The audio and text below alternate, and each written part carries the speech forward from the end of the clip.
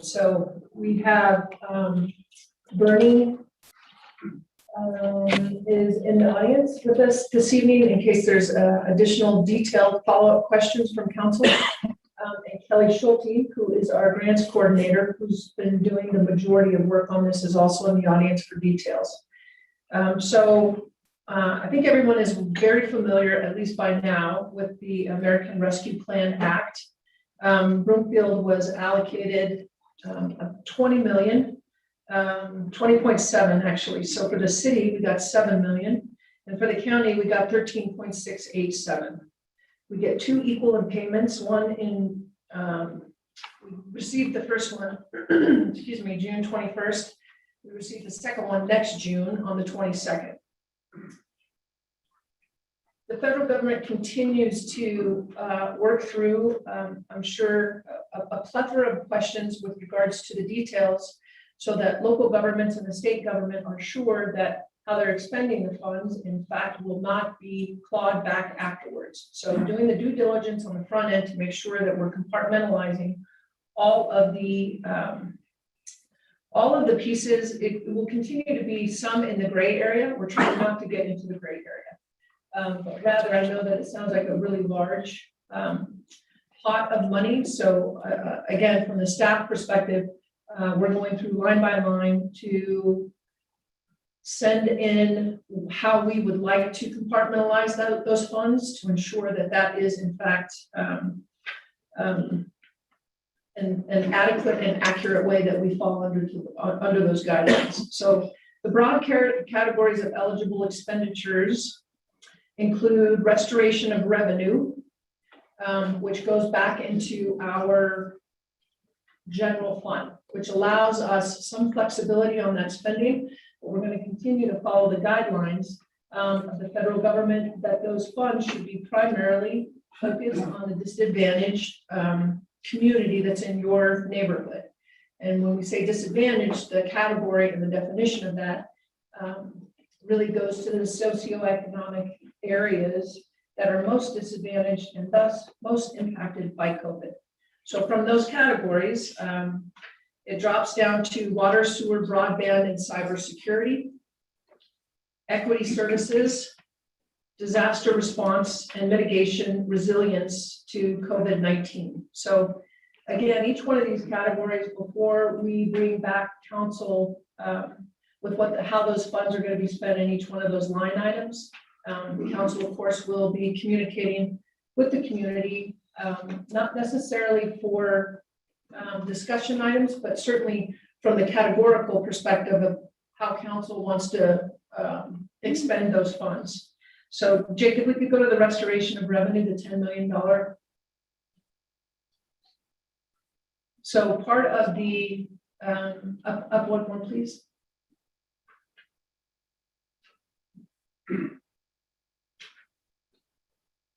There you go. Thanks very much. So being displayed on the screen right now is the restoration of funds, 10 million. And so again, this is out of the full 20 million. So 5.4 for fiscal year 20. Those are the line items that will come back to council with shoring up. Some of them are creating green space in those communities, particularly from the tour that staff had gone on in first filing. There are a lack of parks, sewer infrastructure that staff and council have been looking at for about 30 years that we hope to get council approval that falls into those, again, as much as we can overlap. So if there's 5 categories and there are projects that we bring to council that have 3 different areas that can be hit, those are the high volume and high target instead of the standalones. So although we'll have some standalones, we're really focusing on capitalizing on those funds to get as much done as we possibly can, in addition to what's in our CIP budget right now. Water, sewer, broadband infrastructure, we're estimating about 5 million. And when we talk about clean water, just for the example, our lift stations, a lot of our infrastructure is significantly aged. As I look in the audience, and I see Councilmember Durda out there. These conversations have been taking place for, again, since we became a city and county. So some of the newer buildings that were in place didn't include the infrastructure, didn't include the water, didn't include the lift stations, didn't include some of the areas that we go to right now in first filing and second filing, that continue to, from all appearances as well as functionality, will be great beneficiaries of some of these funds. Jake, if you could move on, please. The equity focused services, and again, these are direct funding. They are not cash payments. So let's just be clear about that up front. Again, when we talked before, when I introduced the subject about the gray areas, what we don't want to do, again, is expend those funds and then have questions about whether they were applicable or spent appropriately after the fact. So we have found in all the conversations that we've had with state and federal officials that on the front end, cash payments require a huge amount of administration before, during, and after. So again, we want to be sure that that 5.2 million is capitalized. And in order to do that, we want to have the least amount of administrative costs. Oftentimes when you're working with the federal government and you get a grant for 200,000, sometimes it costs you double that in order to get the funds, deploy the funds, and then all of the requirements that come with this. So we want to be really mindful on the front end from the federal dollars. Disaster response mitigation and resiliency to COVID, 400,000. Again, we learned a lot, this council and staff, in unprecedented times with what resiliency means. I think oftentimes what we thought resiliency meant wasn't actually what resiliency at the core, when you are here 17 hours a day, 7 days a week, what resiliency means.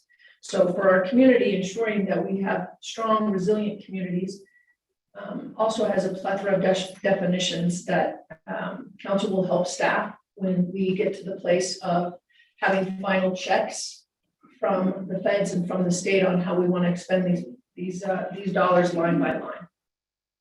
So the U.S. Treasury guidance, it's still being finalized. Again, some communities have already decided that they are going to be distributing funds. And we have taken a more conservative approach to get the certification and authorization to do it before we spend. It's a very similar approach to what we did with the COVID dollars, or the reimbursement dollars, making sure that before we put dollars into any pot, that they had the seal of approval. We're going to take that same premise and that same approach with these dollars as well. And we look forward to coming back to council with a comprehensive funding plan and priorities. Thank you, City Manager Hoffman. Does any member of council have any questions or comments? Councilmember Broome. Thank you. I just wanted to start out with a few, and then I might listen to some of my fellow council members and wrap up with a couple more.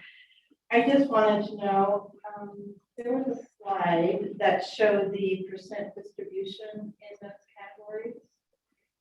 How do those percents come about? I didn't see that in the federal guidance, but there was a lot to read.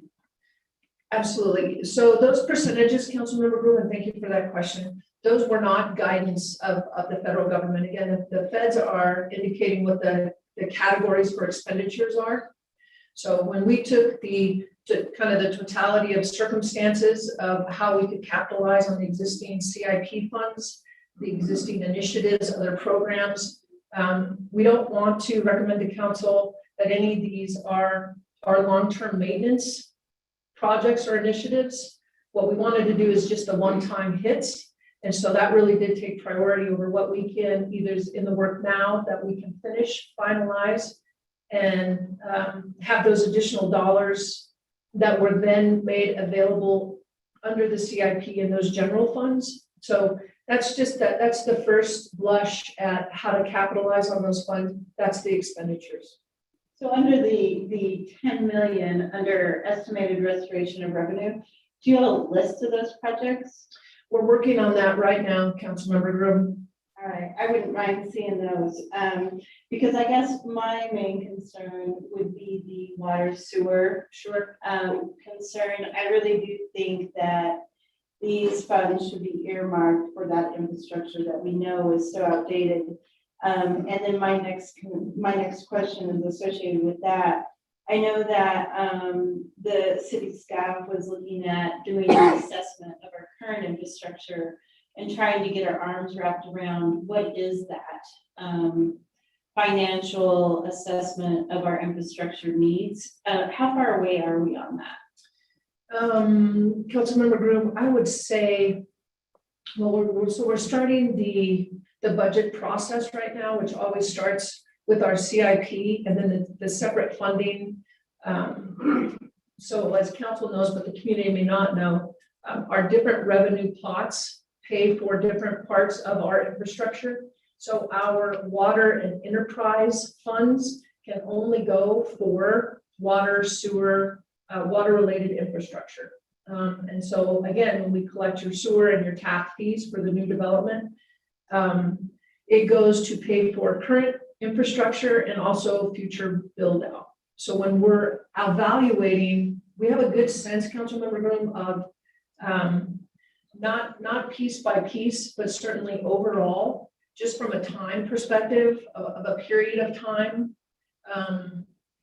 And then you compare that with the life of the sewer tap or the pipeline itself. So our infrastructure, again, that's under the ground, that's not in the north area, but in the south area, is 60 years old. Yeah. Right.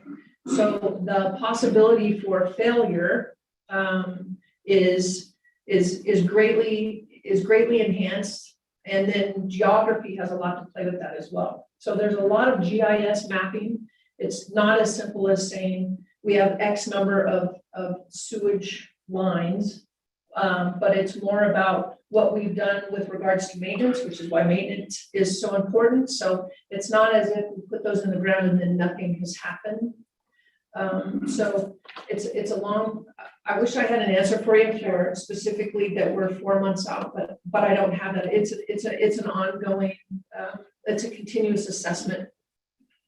I guess the last time we looked at doing a pump house, it was 1 to 3 million kind of thing. So with $5 million, we're only going to repair possibly one new pump house and a few lines.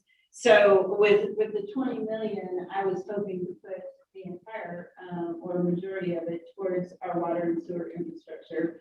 So I was really surprised to see only 5 million, and that would be one of my points. And then let me see some of my other questions here. Now this is what I have to put my glasses on for, sorry.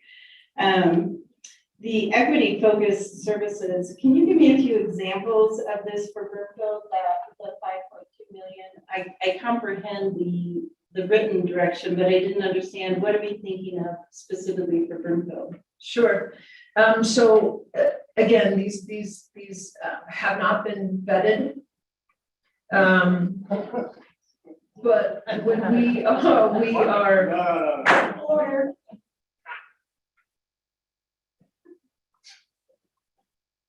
so the park that's in in first filing that staff discovered on the tour with Councilmember Tessier and Councilmember Lindstedt.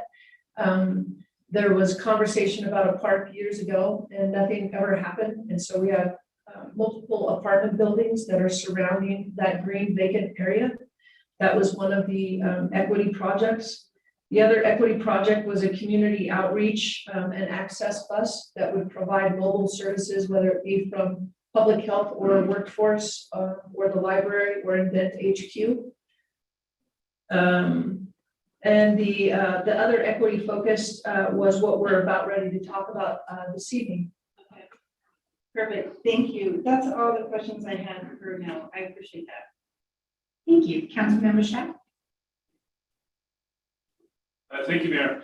So curious, looking at the restoration of lost revenue, the way I understood that, that was to the extent, and this is what it said, to the extent of lost revenue based on current projections and forecasted revenues for 2020 and 2023.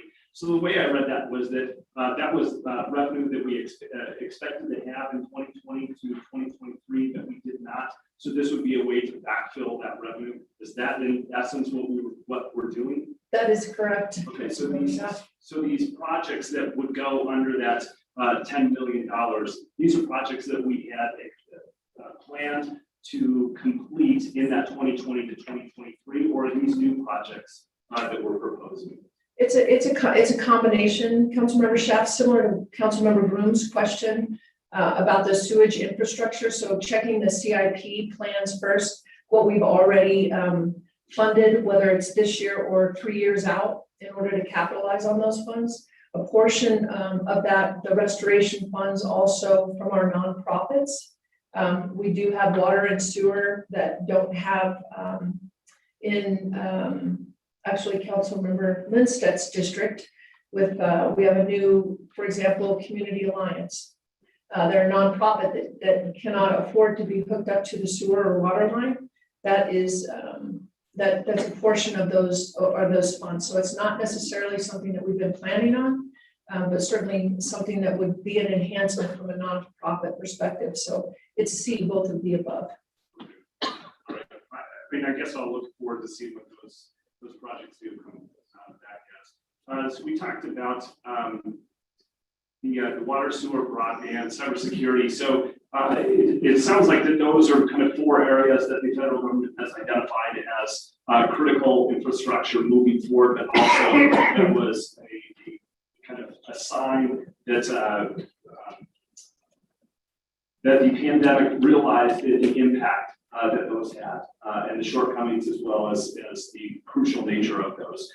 So out of that list, I would agree with Councilmember Groom. Water and sewer are definitely, those big things that we need to continue to fund. But also in there, I think that, we've talked a lot about cybersecurity being very important. We've seen our neighboring municipalities that have been impacted regarding cybersecurity, but also broadband.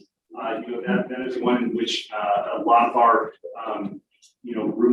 remote work, but as well as our schools are dependent, and even more so dependent on that broadband. So I think that all of those are great categories to continue to fund. So I would like to see how we are breaking up that money. I think it was $5 million amongst those 4 buckets, and really make sure that we are considering those.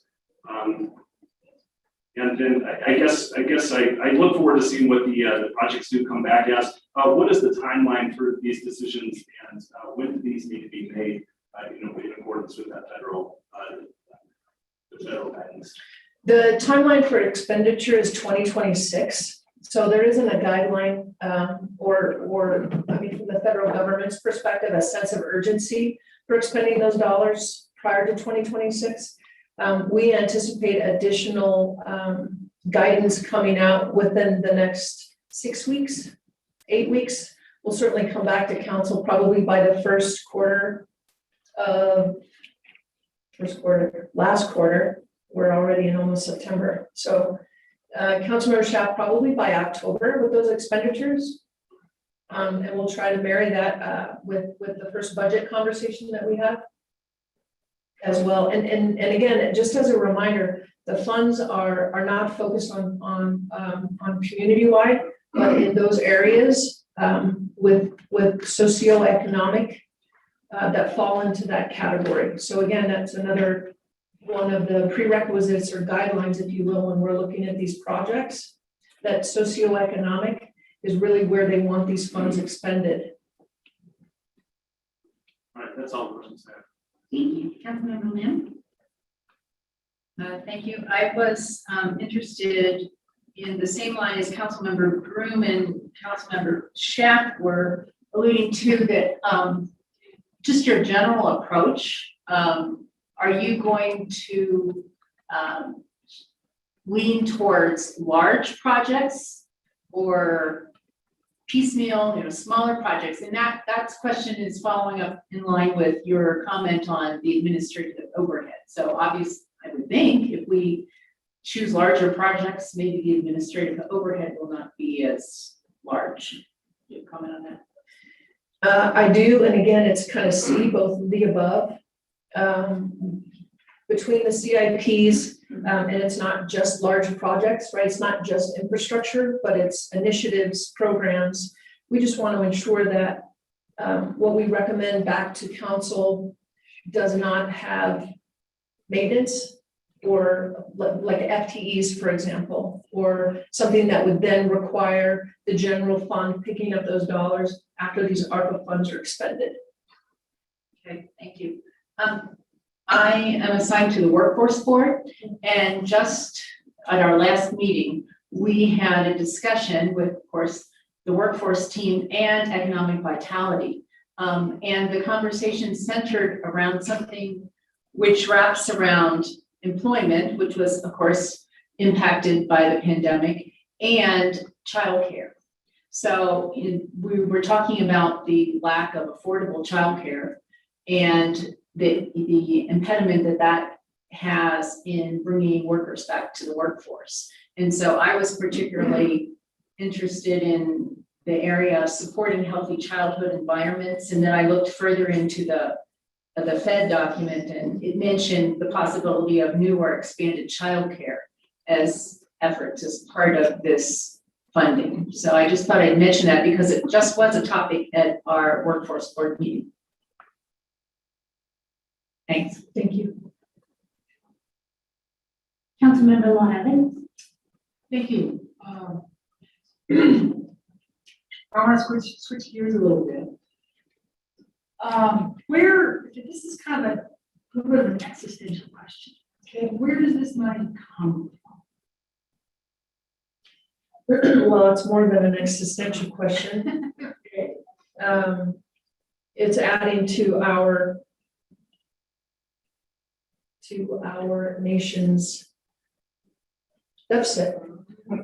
That's exactly. And I just want to point out, I appreciate that. Thank you, Manager Hoffman. I just want to point out that this is not free money. This is money that is being spent, given to the city and county of Brookfield as a supposedly to reinvigorate our economy. But as we go through time, and we've discussed this, and I'm very concerned about inflation, this is almost guaranteed, this whole concept is almost guaranteed to accelerate inflation going forward, because there's no other way to pay off these debts. There's no other way to do that. I thought about this for 15 years. So with that in mind, and I do not ask this question lightly, is there any way to turn this money down? And if we do, where does it go? Appreciate the enthusiasm, you know, but we don't entertain the clapping. Okay, no, serious question. Commander, this gentleman needs to be removed.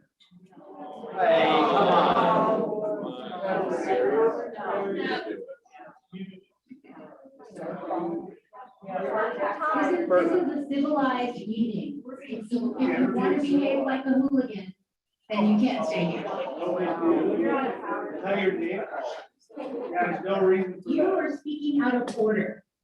I don't have an order. You represent us at the event. I'm not out of order. I'm not doing anything wrong. Oh, I think we need to You got, record this. yes, I would, this is insane. This is our new mayor. Yeah. We didn't vote for it. She wasn't voted.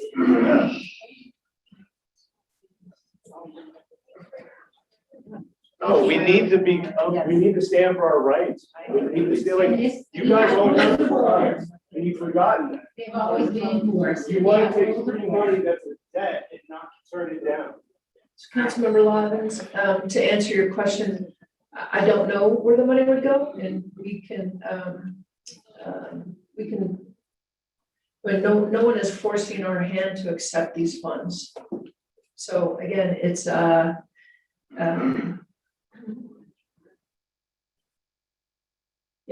I don't know how to even. Right, well, I guess what Answer that I would, with council's concurrence, it would be helpful to me to know what would happen to this vaporous money that the government is creating for this project before we accept it, and what happens if we do turn it in.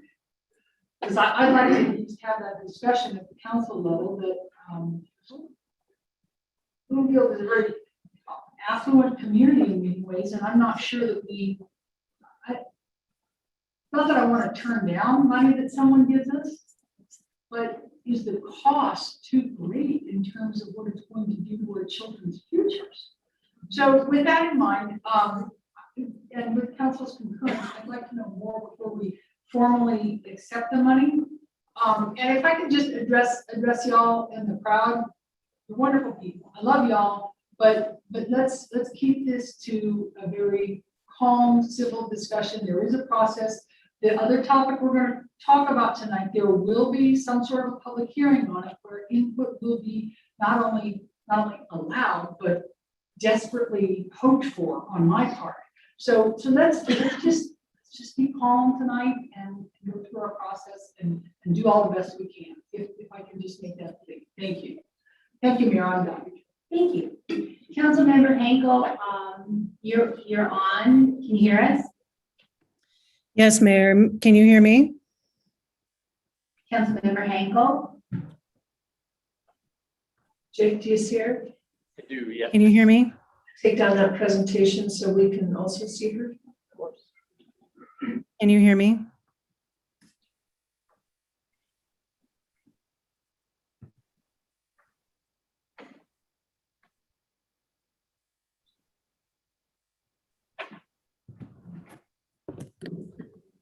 We see you. Can you hear us?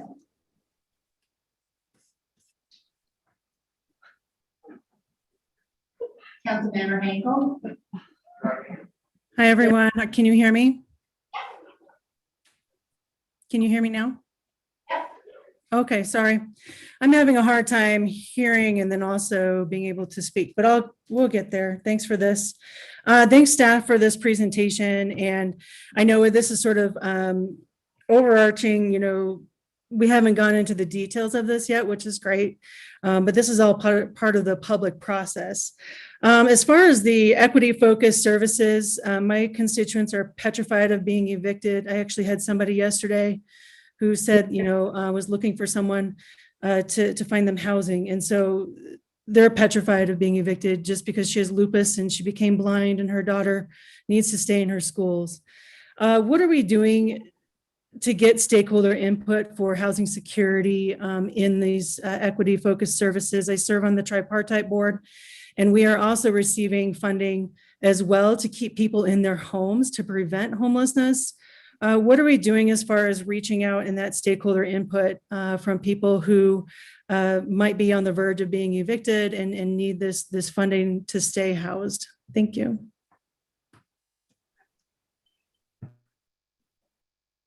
So I think that's part of the part we're almost ready to talk about. Okay, thank you. Thank you. Any other council member questions? Seeing none, we'll move on. Our second study session item is a discussion on temporary short-term options for unhoused individuals. The memo for this item was released last Friday, July 16th, and identified 4 potential locations that could serve as temporary short-term camping locations. This is also the first time that council had seen this proposal. However, since the release of this memo, staff has identified an alternative solution that will be covered this evening in the staff report and presentation. Council has a copy of the agenda memorandum, and I'll ask our staff to begin our discussion. Thank you, Mayor. We appreciate it. So I wanted to take a minute to the last council meeting that we had. The reason that we had the meeting was because our ordinance does not allow our police department legally to move people from our parks or our open space. The entire conversation surrounded how do we protect our police department and allow them safety while being compassionate enough whatever that means, right? So there's that intersection between enforcement and the compassion that is required for all communities. First and foremost, it's our PD at this point, and that was the crux of the conversation, to be able to say, we need to have a place that if we move through the litany of steps, which first is engagement, where the police officers have a conversation. The second step is a re-engagement process. We move through four stages.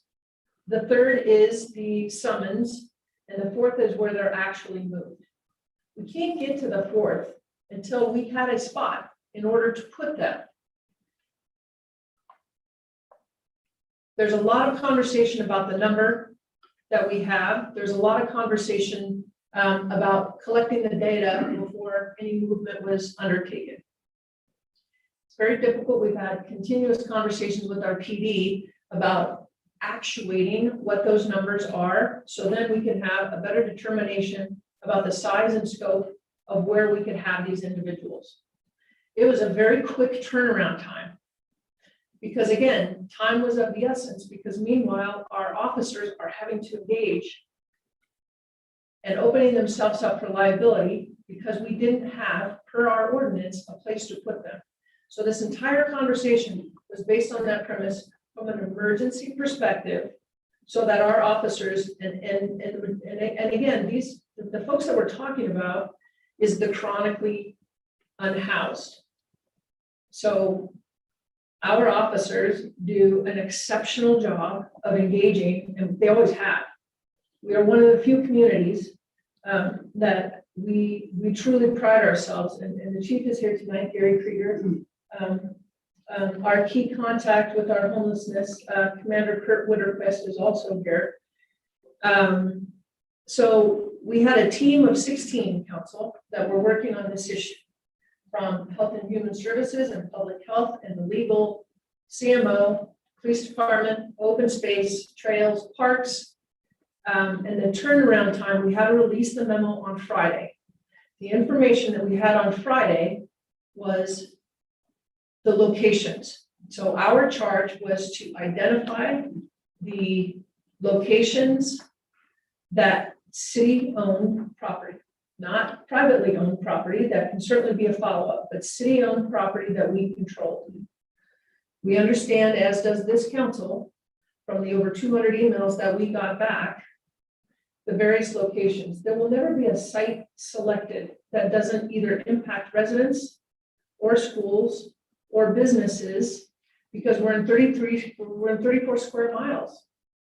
So our ability to activate any particular site will always be met with a very unpopular stance. While we're working through that, our entire team is working on a parallel path as well. So we have a team of people that worked on the location. We have a team of people that worked on the package from a short-term and long-term perspective. And we had a team that worked on our partnerships and followed up with all of the regional approaches. Interestingly enough, a lot of the regional approaches aren't a shared facility. The regional approach is shared services, shared ideas, shared concepts, but not we're going to stroke a check and be able to purchase beds in some other county in order to alleviate this problem. So we've been talking about this from a staff perspective for about 10 to 12 weeks. So when we finalized the memo on Friday to get it out to the community and to council, it was the one path that was in mind, which was the location. Our partners at Fish and the Refuge and a private hotel, we didn't have confirmation for a whole host of those conversations that have been happening for about 2 weeks. We were able to solidify today, so we can go to slide 12. If anybody wants to talk about the locations afterwards, council, we're happy to come back to that portion of the conversation, if in fact what staff is recommending as the safe and most viable approach is not acceptable and you all would rather pursue a location in a package. So again, while exploring the immediate solutions, so circling back with our partners, and that includes mental health partners and community reach. We all know that having a viable solution is on the front end, in the middle, and having a continuum of care on the back end. So having a one and done for just the enforcement component was the start of the conversation. We know that it's a bigger conversation than that. Through FISH, they've been able to house about 100 folks over the last year and a half.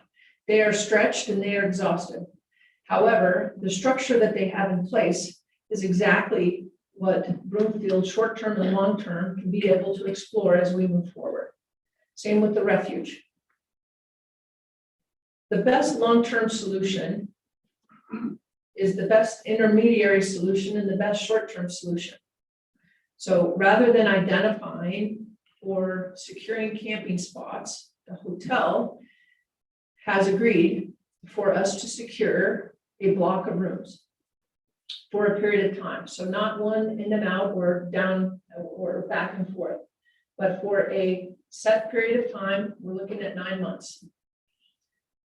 As we move through this item, so this highlights through a collaborative effort with FISH, with the refuge, having on-site services. We do know that the chronically unhoused, there's no, I'm sure I'm going to get a flood of emails on this. I'm not making a judgment call.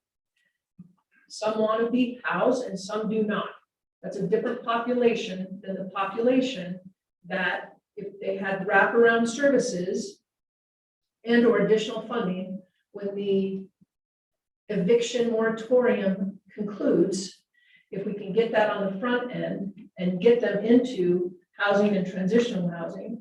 So one of the things that this community and this council, for the first time ever in Broomfield history, we have 3 buildings with, and forgive me, this was a total pivot today. So give me a little bit of grace here. We have 3 buildings that are 100% affordable, that will be up and open with over 500 units by the third, no, how many units? 122.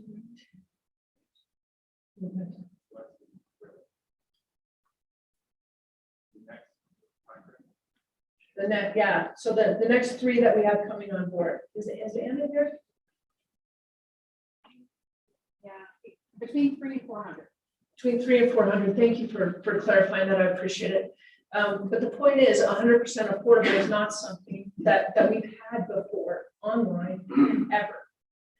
So again, from that transitional perspective, so if we can have an on-site person at this hotel, again, working in partnership with FISH and then those wraparound services. So we're going to have one of the rooms that is specifically for workforce, public health, for inoculations, mental health, all of those services from that continuum of care. So it's not a one and done. We're also going to be able to pay a stipend for the manager. We're calling it a manager position, that will be on site, part of the conversation with the hotel. We're not going to name the hotel until we get further down, because what I don't want to happen is outreach and engagement with that hotel until we have it solidified. I can tell you that it's a pilot, and so when we think about a regional approach, this is not necessarily a regional approach. So oftentimes a regional approach is something that you're really eager for when you're using someone else. These vouchers will be for Broomfield, the 15, what we're looking at. So also these will be the ARPA funds. And so a lot of you, like us, did all of the financial calculations. And yes, rather than doing the camping site, having these wraparound services makes a significant more amount of sense. We agree. The memo only included the first path because we didn't have the other path solidified. We have the other path solidified. So we're hoping we just stay on slides 12. Jake, slide 13, please.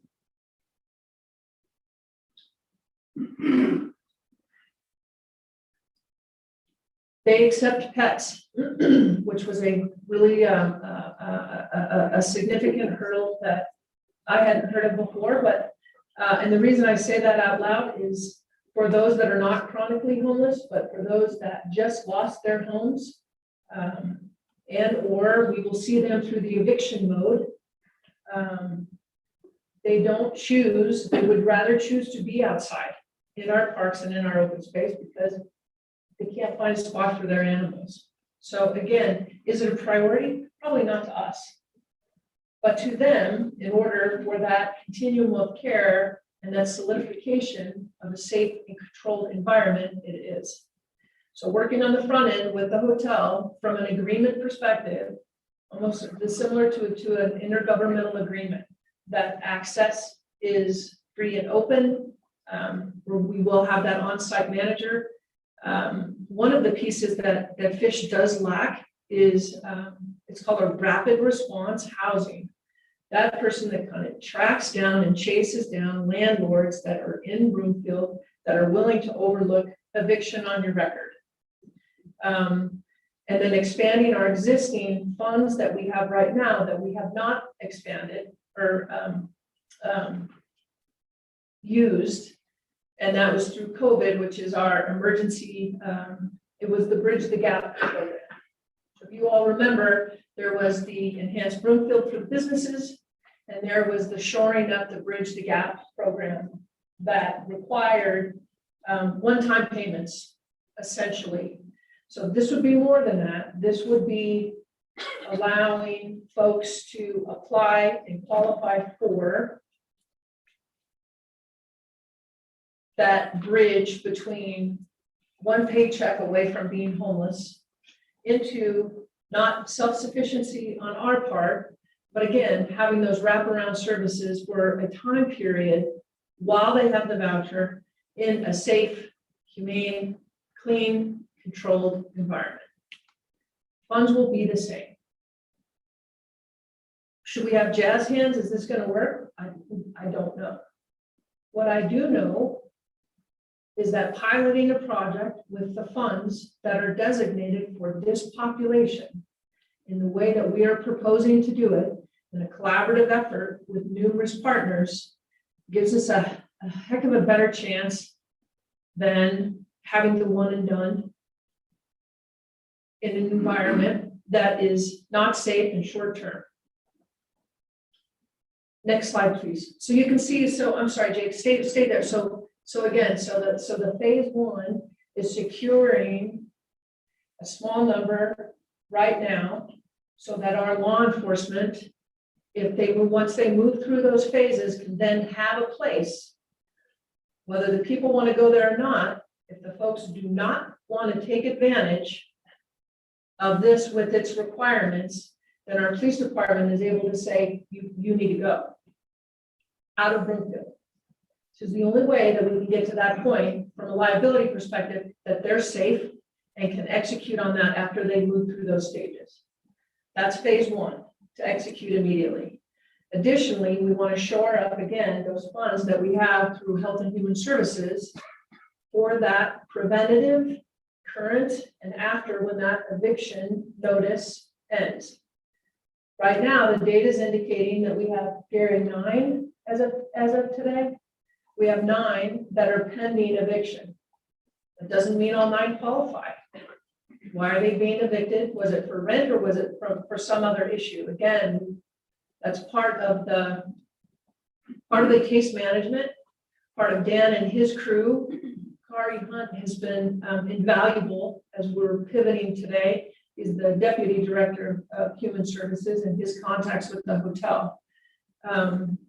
So that's phase one that we can execute immediately. Phase two, next slide, please. So the remainder of July and August, we have a study session that's already scheduled for September the 7th. That was going to be the conversation. We came back with more of the ideological homelessness conversation. I'm hoping that the 7th is actually pulling the trigger on the pieces and the components that we just now spoke to you all about and getting approval for council for spending those ARPA dollars that we have right now to execute on this program for 9 months. We'll check in with council, we'll check in with the community, we'll see what's working and what's not working. We'll be able to fail fast and pivot in a controlled, healthy environment. Our guess is with those wraparound services, we will see success. And success means providing an opportunity for these individuals and or families to seek employment, to gain employment, and to be stable residents, if not in Broomfield, then somewhere else. But we'll provide the services on the front end in order to make that happen. So you can see for the request for the 15 rooms, we're going to continue to activate within CCOB services, as well as mental health partners and community reach. For the wraparound mental health services, community reach also has a pretty significant substance use, as does human services with regards to outreach and engagement and process. So building capacity, we can't rely on the current staff at Fish. They have done a yeoman's job in providing services that who knew how many people we had that would be driving through those lines to get their food on a daily basis. So we need to shore up and support Fish. We need to shore up and support the refuge with staffing, with capacity, and with funding. Then we'll continue to reevaluate and reassess as we move forward again on what's working and what's not, and what we need to tweak. This may very well be the pilot project that takes us into transitional housing, that allows us to then begin to work with those developers in those affordable housing, that we have a pipeline of individuals that have gone through our assessment, our coaching, our training, our workforce center, and then we put them in these long-term stable housing with services before, during, and after.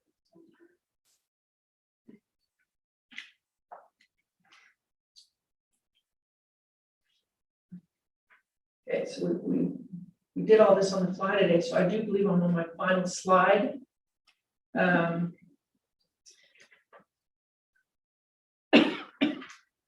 missing the, oh, I'm sorry.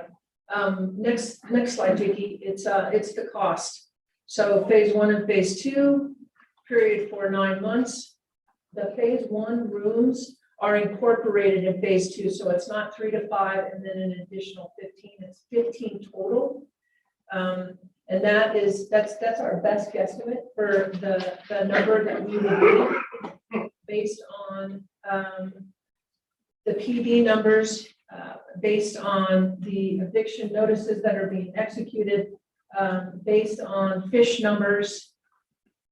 It's not a hard and fast.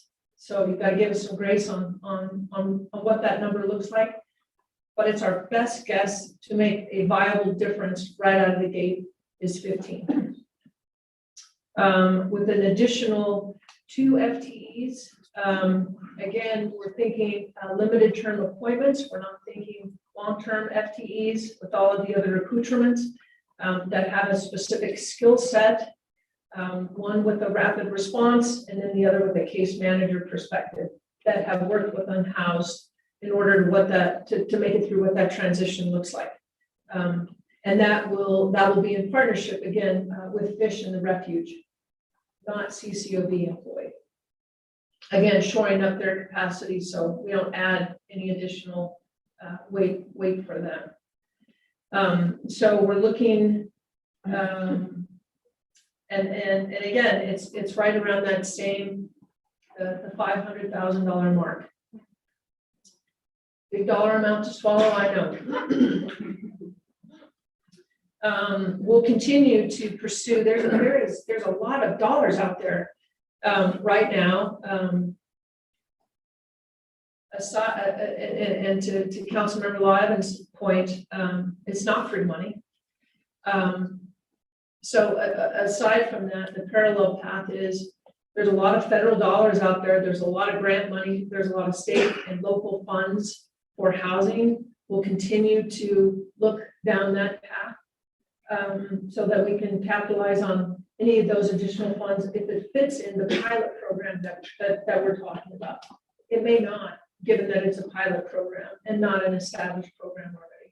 Sometimes you have to have the existing program and show that it's worked before you get any additional dollars. So we'll continue to explore all of those opportunities.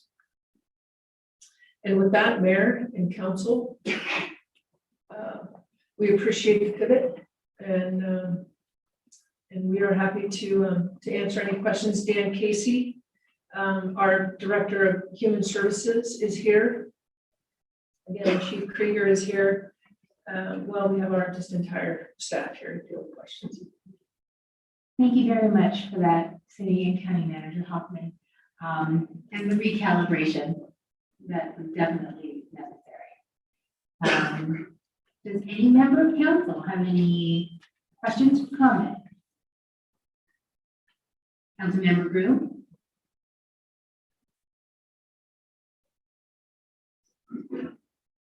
Sure, I guess I'm gonna give comments on the fly too. So I guess my first comment to my to CMO and to my fellow council members is in regards to our ways of working. Because we just took a pretty firm stance on each other, which is not allowing changes or comments within a 24, 48 hour. We need to give notification of any amendments. So on the fly, major changes like this should have been canceled, postponed. So our best ability is to receive the information, process it, and give comment. So I can tell you, I'll give my on-the-fly comments. There's not enough information to really make a decision or say which direction I want to go. So I'm a little disappointed based on the significant change that we didn't postpone this discussion. Although I am in 100% support of the direction that we're headed, right? I do think with the amount of emails and phone calls and comments that we've received from the public, as well as our own analysis, that the vouchers or a different process is a way to go. So with that said, I do have a couple questions just for clarity. When we have just the 15 people, we're only talking about the folks living in encampments, right? No, Okay.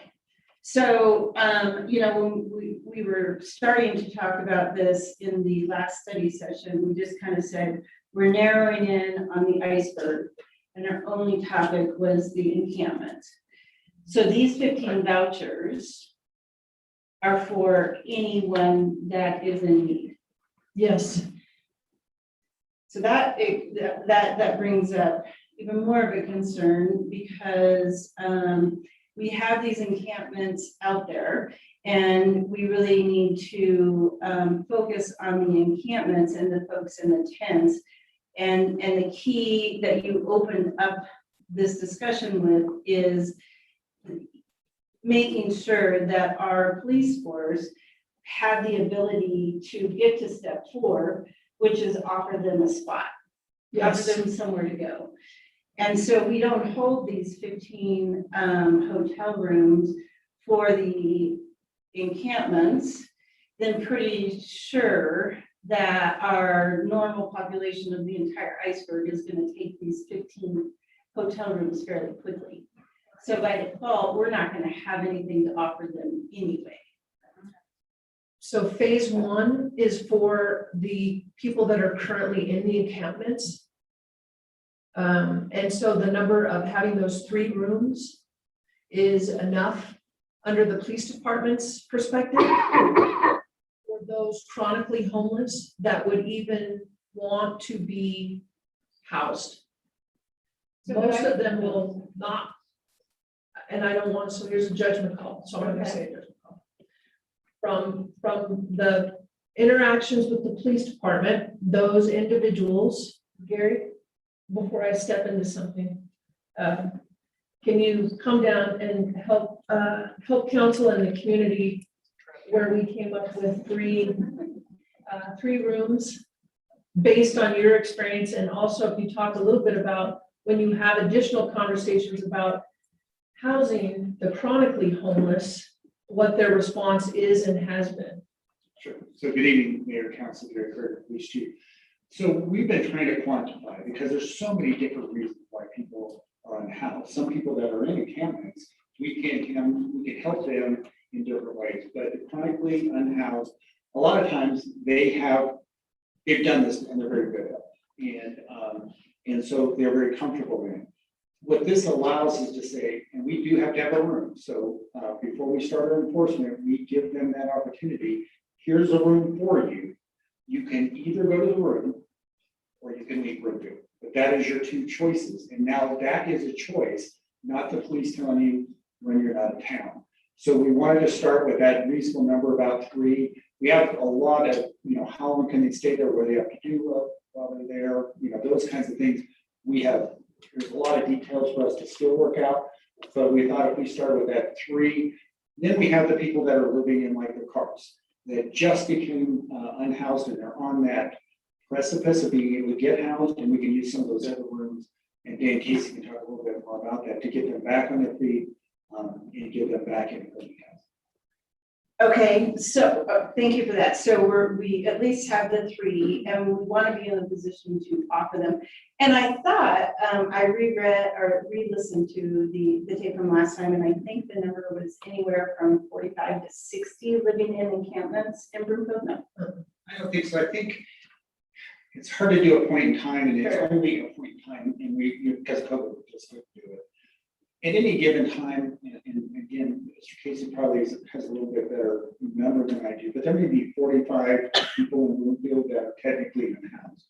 They could be couch surfing on friends or family. They may be living in their cars. Those are But not necessarily living in the tent. I yes. get So it. the tents Okay. are the ones where we think there's that smaller number that are the ones that really we have to either give them an option. Once if they decline the option, they've made a choice. Now we'll clean it up and move you on, and you can find another solution for you if you don't like our solution. Perfect. And then my next question might be for legal in regards to the code, because I had thought our code is only specific to parks. So can we say you need to leave Broomfield if our code enforcement is only in protection of parks? Do we need to change our code to read no encampment, no living in Broomfield? In tent or open space, something like that. Not living. Councilmember Bloom, our code now is specific to parks, and that's defined in the code. So that's what we can enforce on. And so we can ask the individuals to offer the alternative and then ask them to leave. And if they do not leave, then we can enforce our ordinance at that point. But our ordinance is only for parks. So we, Correct. like, we're saying, if we say, please leave Broomfield, our code is, our officers can only enforce them leaving the park, because that's our code. So on top of this, we would need to choose to change our code. So if we want to say, no, you need to leave Broomfield, our officers couldn't enforce that. We'd have to do some more analysis on that. Okay. If they had a family member or a friend that they could stay with in Broomfield. Sure, I'm just talking about living in their tent. So I should be more specific when I talk about that. So you are correct that right now the code is limited to dealing with the parks. Okay, so if they are living on in an open space that's legal in Broomfield? There, under the definition of parks, it includes open space and the open space that is used for recreation. So it's not strictly a park. The definition is a little broader than that. Okay, If I could help, I think what you're referring to, Councilmember Groom, is like right of ways and that kind of stuff, which I believe are not covered in our code. So that would be a code change if you so choose to do so. okay. So I just wanted to clarify that we would need to do a code change to encompass a little bit more. And then, let me see, I think I had just a couple more questions and I know I'm running out of time. How many vouchers? We've already talked about that. And I would like to see the breakdown of the 500,000 like the was in the memo. I do think the 500,000 for 9 months is extraordinary quick on the fly calculation. That's 3,700 a month per person for 9 months. And a 2-bedroom apartment in Broomfield goes for about 2,000. So I'm not quite sure where all that money is going. I understand there's some wraparound services, but we already have those funded. So I don't know what the addition is. Sure. So again, we're not talking 15 people unduplicated for 9 months. We anticipate that when we can move them through the services, that they're not going to be there for 9 months. I mean, so again, the conversations that we've had with Fish, it's anywhere between, I think Dana said that the majority of folks that they had with the 100, if they could have 2 more weeks than what they had before, which was a month. So within 6 to 8 weeks, they're able to identify some other transitional housing. I get it. Okay. So I guess in wrapping up, I do think that we should make every effort possible to help give a helping hand to people that have felt the effects of the devastating COVID. I really can't move forward today with giving even a thumbs up or thumbs down because I need to see the details, very similar to the details that we saw in the package to support the other analysis. So I'd like to see that, and then I'd be able to, where the money's going, I can't just. Sure, give we you appreciate that. $500,000. Yeah, you bet. Well, and so staff will come back to council at a business meeting in order for you all to vote and execute on it. So again, this is just the preliminary. Mr. Casey, can you walk through just real quickly for council and the members here, some of the overview numbers that we talked about today? Sure. Good evening, Council. Dan Casey, Director of Human Services. So Councilmember Groom, just quickly doing some simple math. Not rocket science. I'm not a rocket scientist, but I can tell you that $95 a night is what the room rate is, times 15 rooms. Now that's our worst case scenario if we bought all 15 rooms for that entire time. Times 30 days in a month is about $42,000 for a month. Times 9 months is about $384,000. We also added in a contingency because there's going to be damage and cleanup and potentially bed bugs or whatever. And we estimated at 25%. So that was a true estimate. And that was 96,000. That brought us to a total of 480,000, about $481,000. Now there will be a stipend for the on-site manager as well, which will be included in that. But most of the other staff time through the continuum care, the wraparound services is our staff time or a nonprofit staff time. So there's not a lot of additional FTE built in other than the on-site manager, the 2 additional FTE that Manager Hoffman described.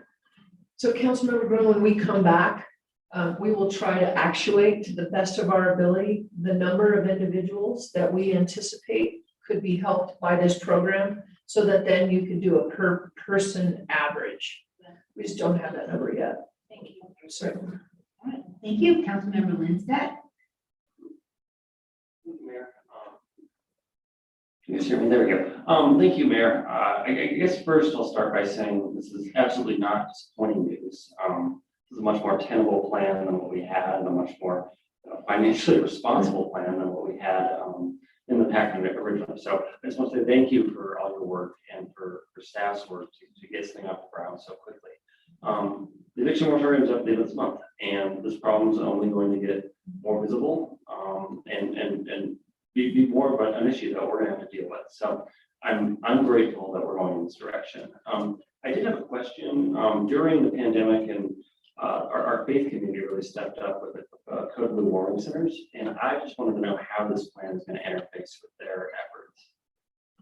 We could talk, Mr. Casey, can you talk a little bit? So part of the exploration over the last 2 weeks, again, as I'd indicated, we kind of did a divide and conquer on the team, and part of it was as we moved into Code Blue, because originally Councilmember Lindstedt, we were looking at 6 months, right? There was just that really short term, and then by then we would be into that Code Blue. So again, I think, and Mr. Casey can talk more to this, but between our faith-based organizations and our nonprofits, having come through COVID, they're exhausted, and their resources and revenues have been significantly tapped.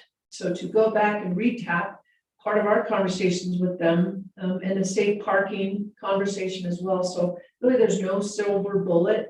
It will continue to be a partnership. But Dan, talk a little bit more about specifically the conversations that we've had about the Code Blue, as well as the safe parking and some of our faith-based, the 2 churches that I think of off the top of my head. Sure, yeah, so Councilmember Lindstedt, thanks for the question. I think the best quick answer for that is we would do it in conjunction with Code Blue. There's actually a meeting, and look at the card, I think it's maybe this week, where we're doing a planning session for the Code Blue Warming Center for this season. The good news is we don't have to do as much work around the congregate setting as we did last year. We had to go to non-congregate sheltering because of the COVID impacts. So we'll be able to get more congregate sheltering, which will be a cost savings and hopefully a staff resource savings. But we will also be using, in conjunction with this hotel voucher program, that Code Blue as well. So as Manager Huffman stated, there are a number of other initiatives along the way. We're working in conjunction with, it's actually Safe Parking Colorado. There are 2 locations now. I think we're working on a 3rd location. One is at United Methodist. The other one is at the Cross of Christ Church. Both of those are up and running. In fact, Safe Parking gives us kudos for having the first ones up within the metro region. So those are a couple other programs that we can help mitigate some of that throughout the winter time. It'll be the coldest months. There's a criteria that's used for the warming center. It's sort of 32 degrees and below. So again, if we have folks that are sleeping outside and they're not willing to go to a hotel, we can't really help them with that. But if it's meeting the criteria and they get through our steps for the voucher, then they would be put in that hotel as well. That's good news. Our nonprofits really stepped up during this pandemic, and they're tapped. Our faith community really stepped up, and they're running out of resources. Denver and Boulder are out of beds, and the moratorium's just coming to an end. So I think this is the only path that makes sense to go right now. And I'm grateful for all your work to get us there, because this is a really hard problem with not an easy solution. And if anyone thinks there is a really easy solution, let me know, because I've thought a lot about it, and it's hard. It's really, really hard. So anyways, just thank you for all your work and your dedication to getting this off the ground so quickly. Thank you. Councilmember Lutton. Thank you, Mayor. I agree with almost everything that's been said already, which is I'm glad that I'm glad the staff has worked on this alternative plan, but it's going to take time to digest.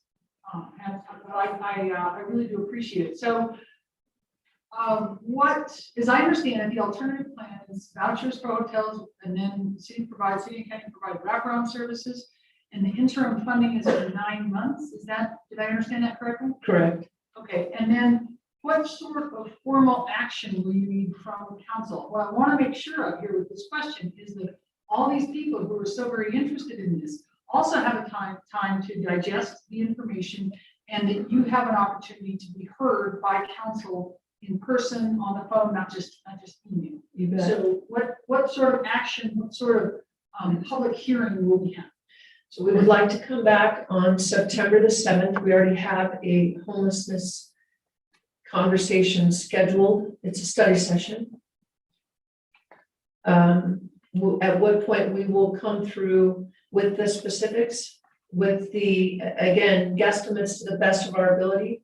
Councilmember Law Evans, but more of the secure on the front end about what the screening looks like, what the application looks like, what the target resident looks like, what the anticipated turnaround is for finding that transitional housing, what time frame that looks like, and of course that will influence the number of people that we hope to serve in this program. So it'll be a deeper dive with as many specifics as we can possibly get.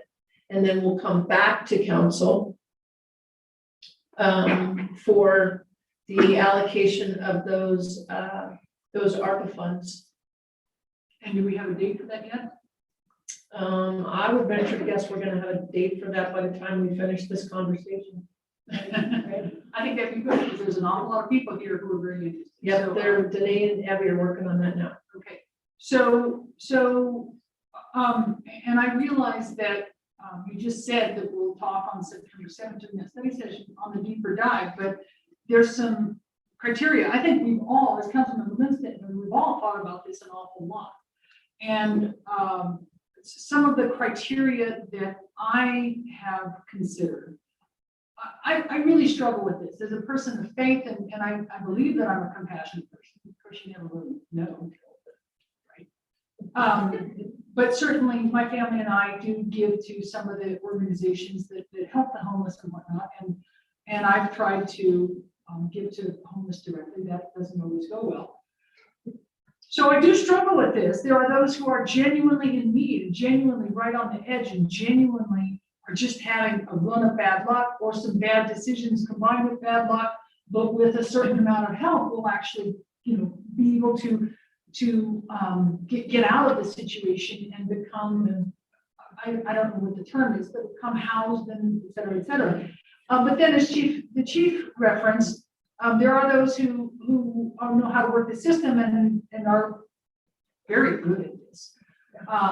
And those are the folks that I really struggle with. So some of the criteria that I'd like to have staff consider as we go forward, that I hope to have discussed more on September 7th.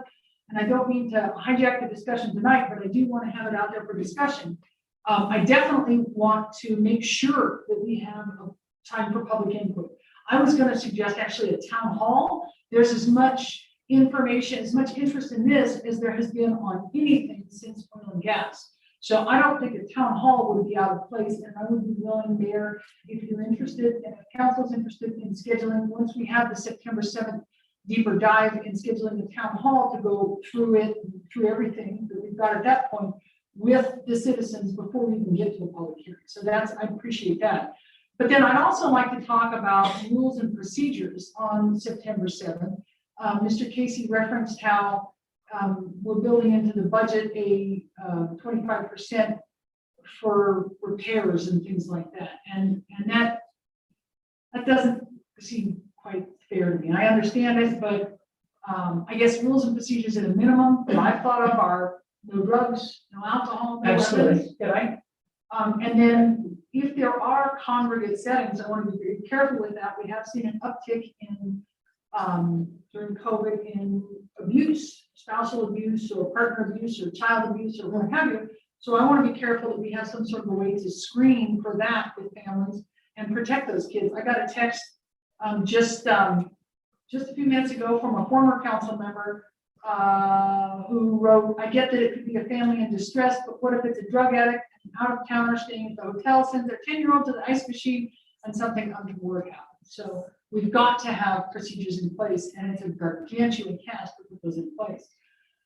But then I would also like to toss out the very, in some circles, this is a heretical idea, some method of having these folks worked for an hour a day doing something for the community, not with the idea of helping, well, yes, with the idea of helping pay the community back to a certain extent. Community resources are being expended to help these folks. And I think that we are all compassionate people and we all want to help those who are truly down and out. But on the other hand, there needs to be some skin in the game, it seems to me. Those folks need to go out and even if it's only an hour a day, I don't even know what, maybe help parks and maintenance water the flower pots that are on the corners.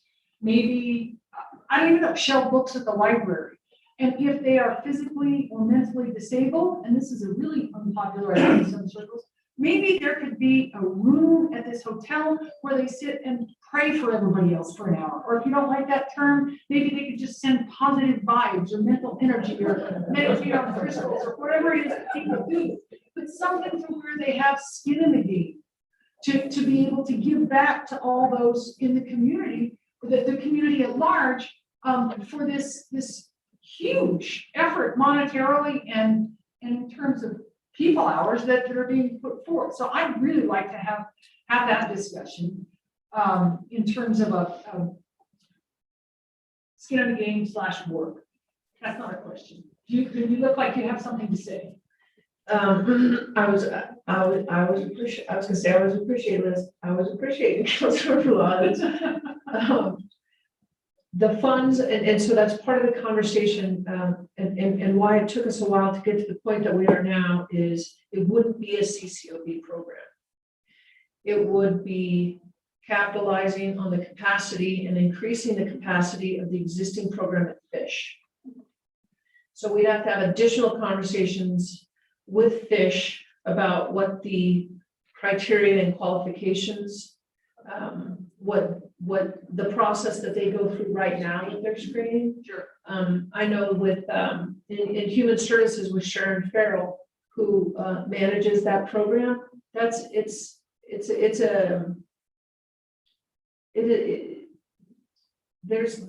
significant hoops that you have to go through.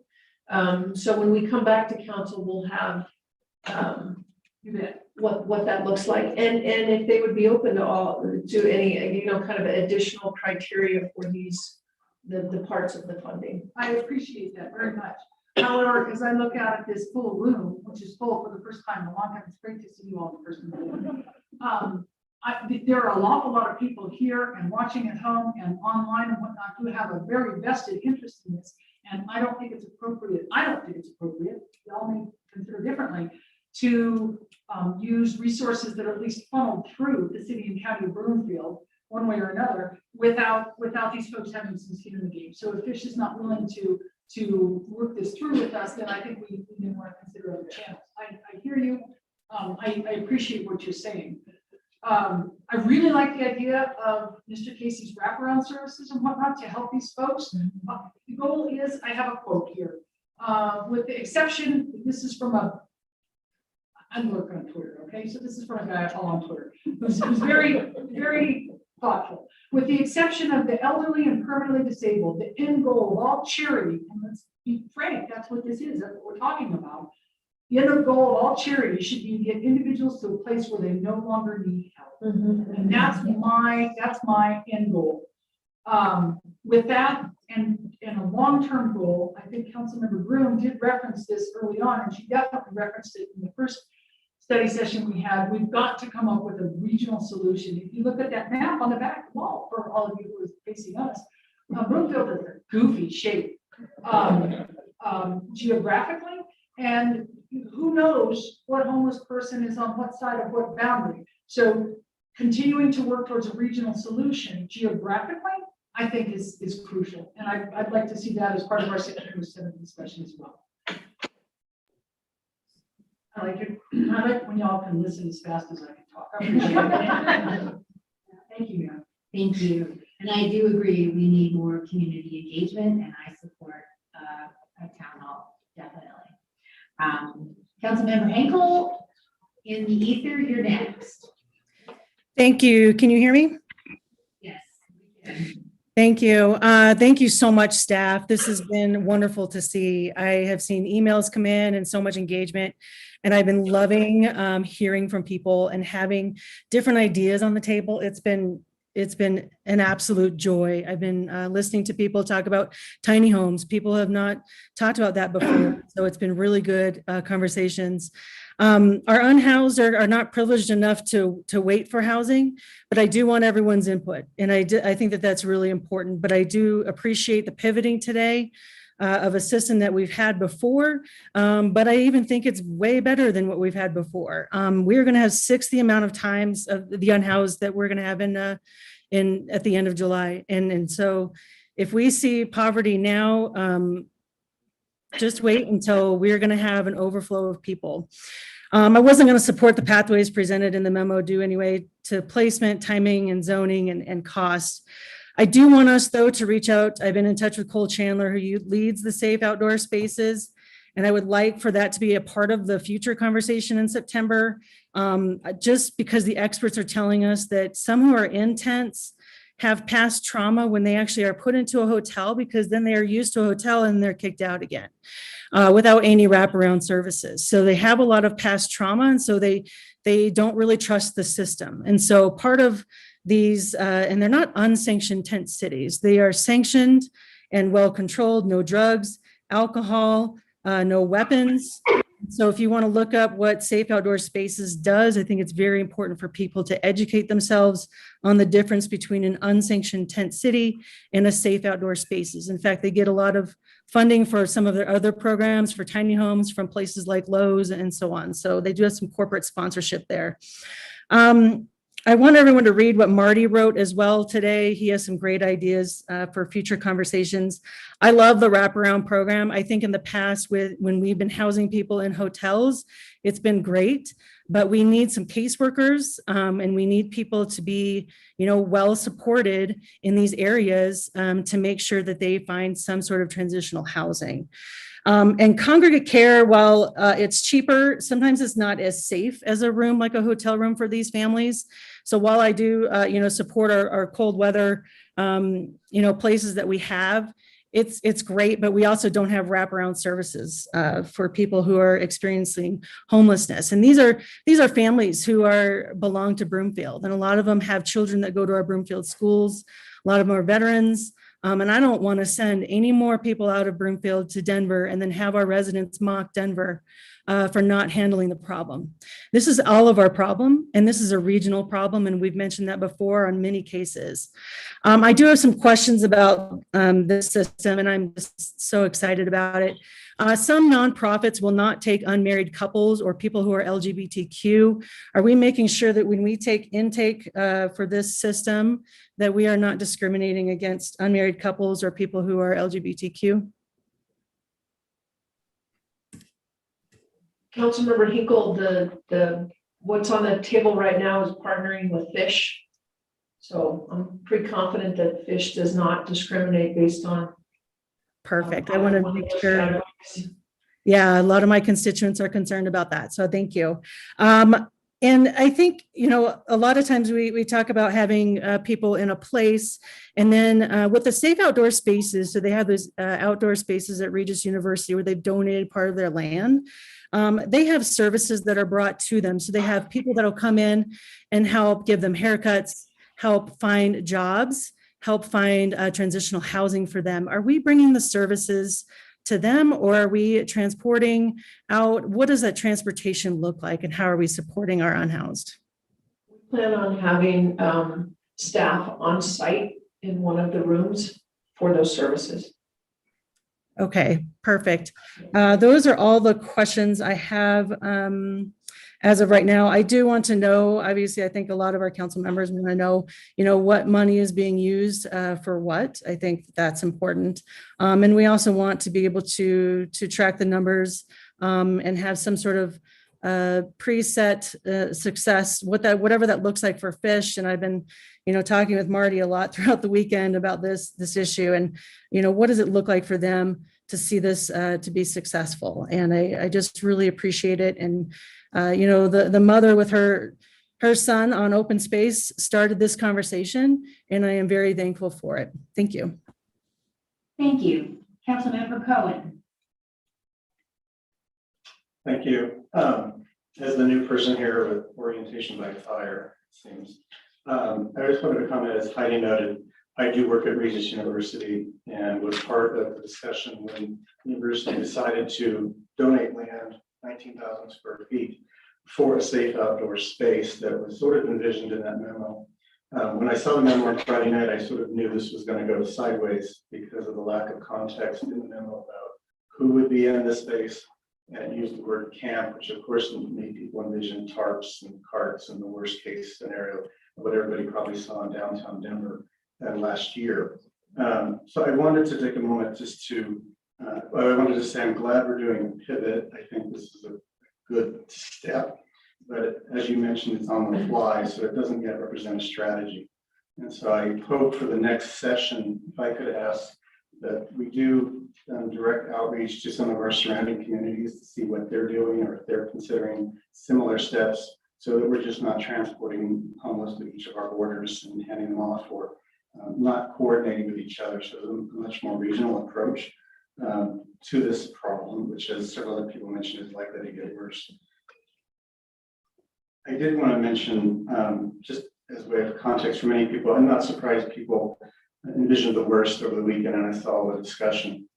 I would like to ask you to take a moment. We do have on our website at regis.edu/safespace video and photo gallery of what a safe space, outdoor space looks like.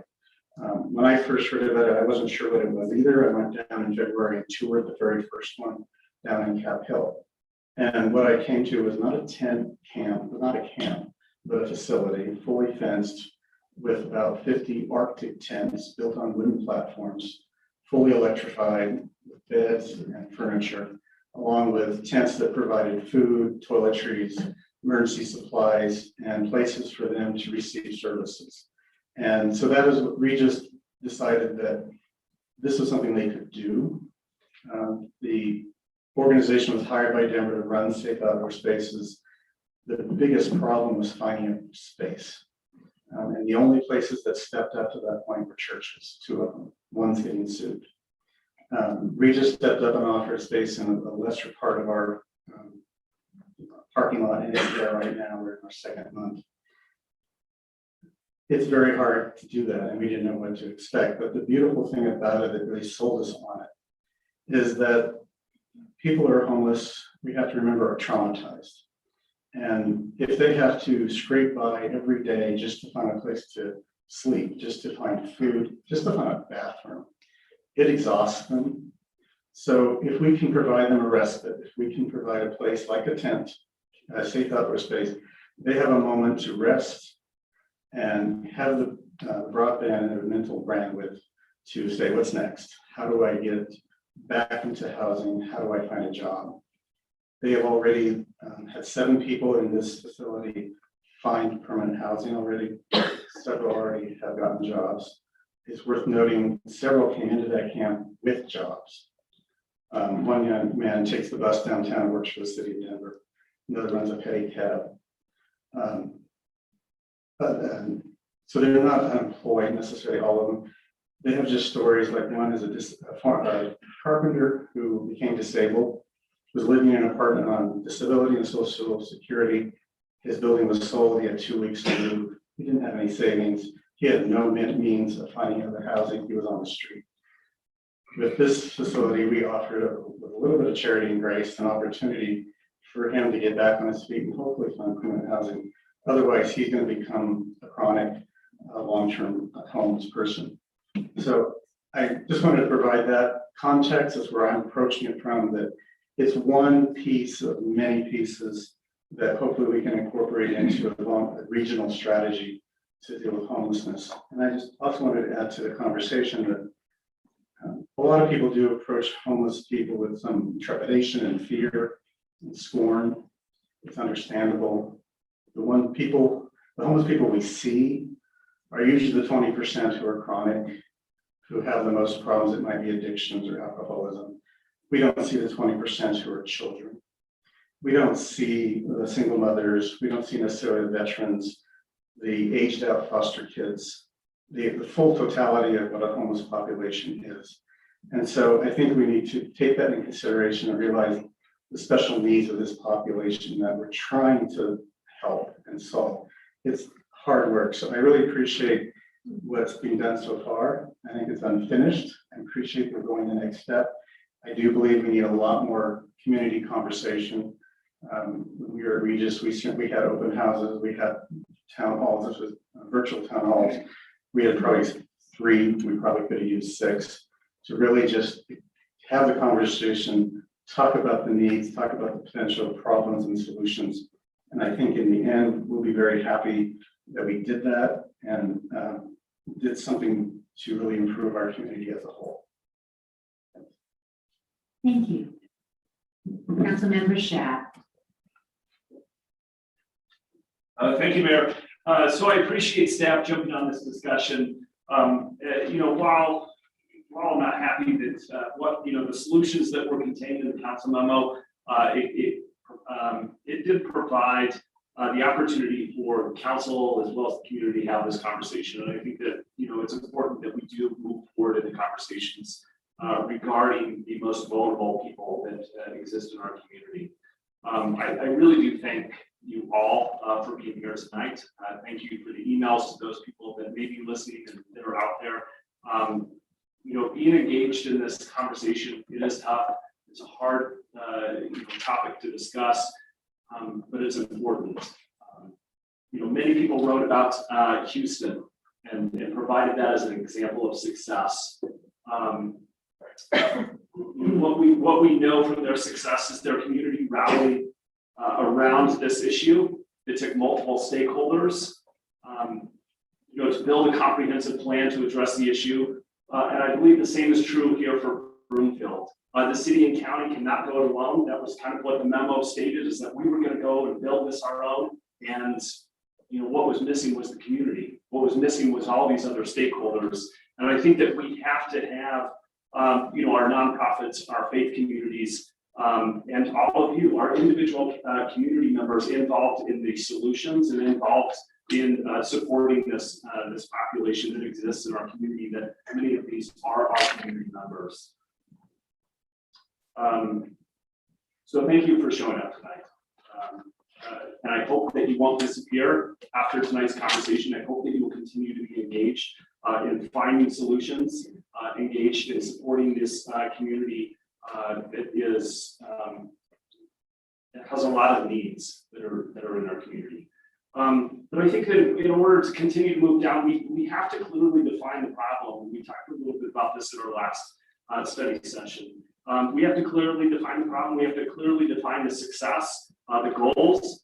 We can't really just blindly set up a program, even a pilot program, without defining the problem, establishing the goals, and clearly laying out the metrics. So I don't know, if we have any more information, but what is the problem that we're trying to solve? A while ago, the problem that we were trying to solve was we had tents that were in our makeshift tent structures that were in our open spaces. And we wanted them removed. That was the problem. And as we've gone forward, we found that there's a bigger issue that exists here. So what is the problem that we're at right now? And what would success look like in serving this population? So I don't think that's for staff to answer, Councilmember Schaaf. I think staff's direction was to secure a place that our police officers could safely and swiftly activate individuals that were in our parks and open space that they had numerous engagements. So again, the memo that was presented was the first option to do that, which was not a broad-based conversation, but again, back to being able to legally enforce our existing ordinance. So from the perspective of again, from the regional approach, it's interesting that all of the conversations that we've had many with Adams County, Boulder, Jeffco. Again, the regional approach at this point seems to be services, concepts, ideas, sharing strategic plans, outcomes.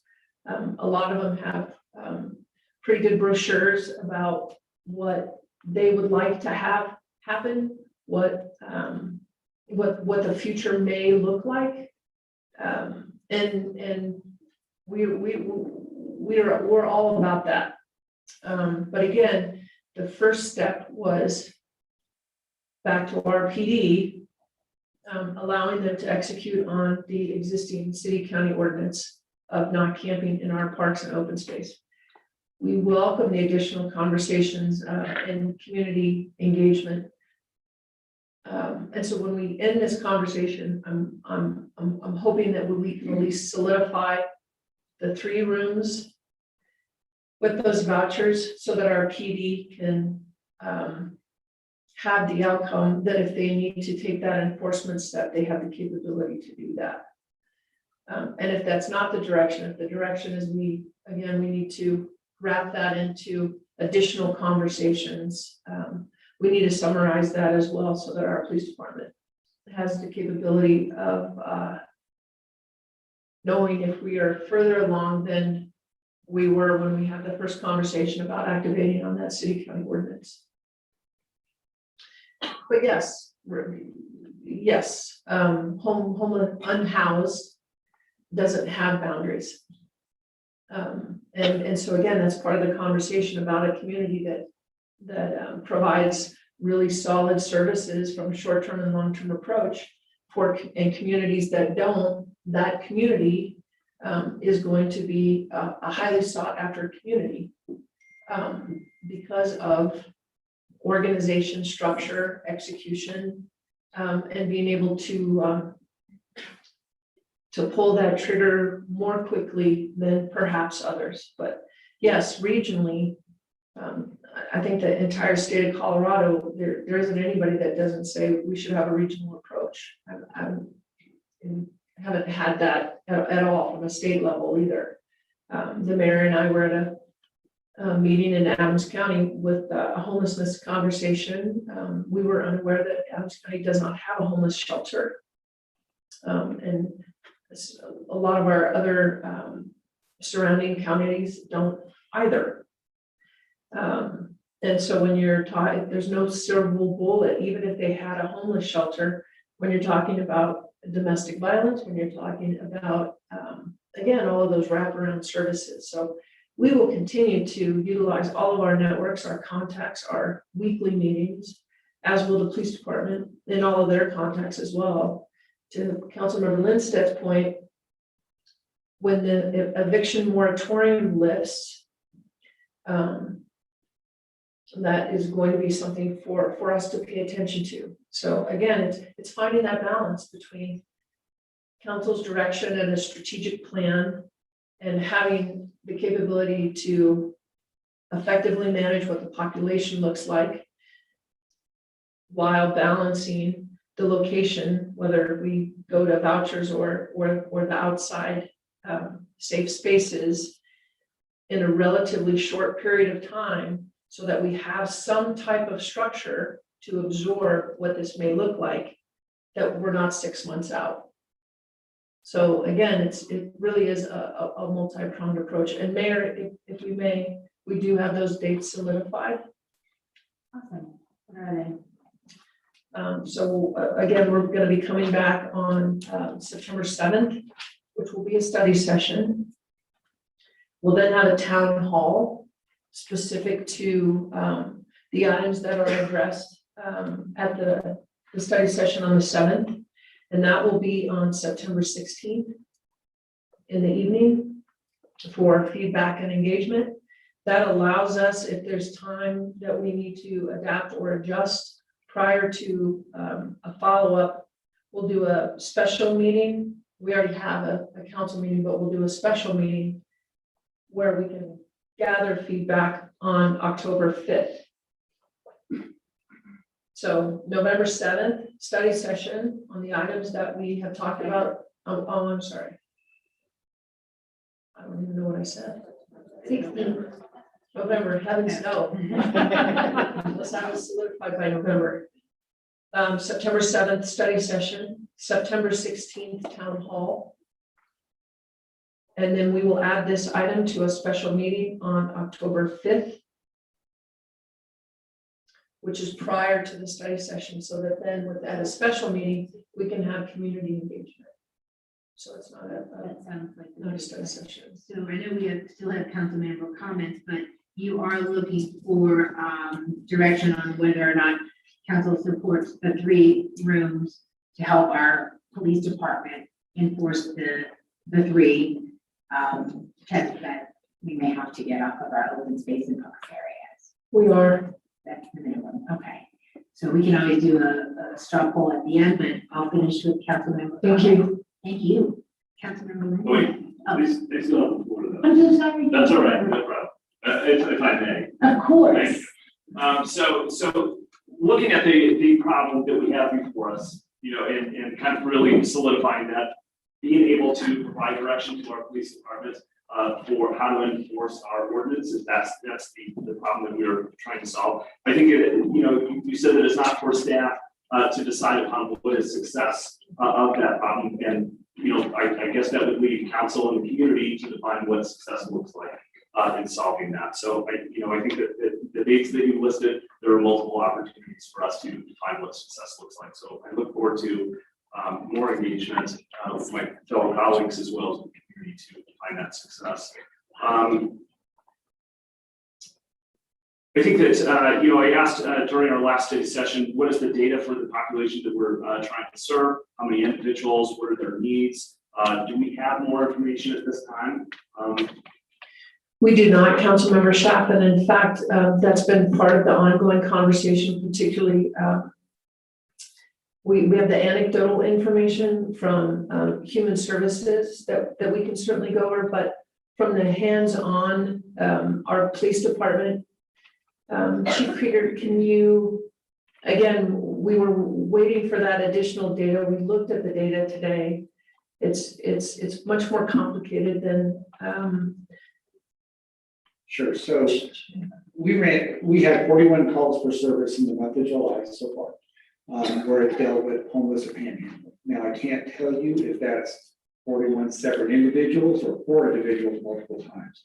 Anecdotally, we know the problem with people in encampments is a relatively small number in Broomfield.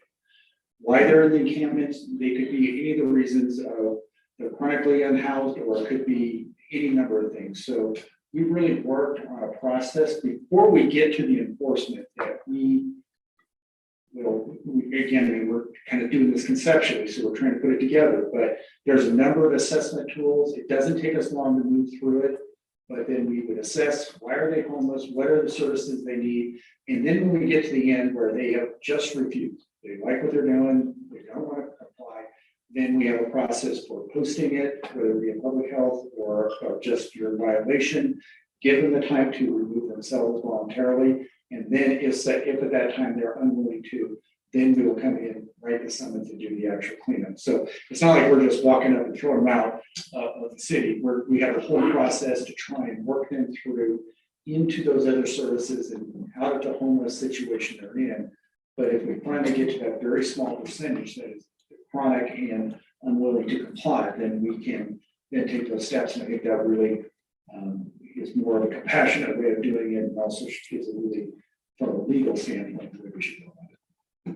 Thanks, Chief. And with that, is that going to be similar to our co-responder program, where we'll have a police officer as well as a mental health professional, and perhaps, with this staffing, we'll have somebody that's more of a navigator or a case manager in partnership with the police department on those responses? So all really good questions, and we've had those same conversations. We get reports about the homeless or people that are camping. It could come directly through dispatch, it may come from HHS, may come from you, it may come from the community. So we want to be able to go out, at least make contact to find out who that person is and some basic information, but then based on that, use a team concept. Could be any of those, could be child welfare, could be a specific to go out and then do an actual assessment. So there'd be an assessment tool.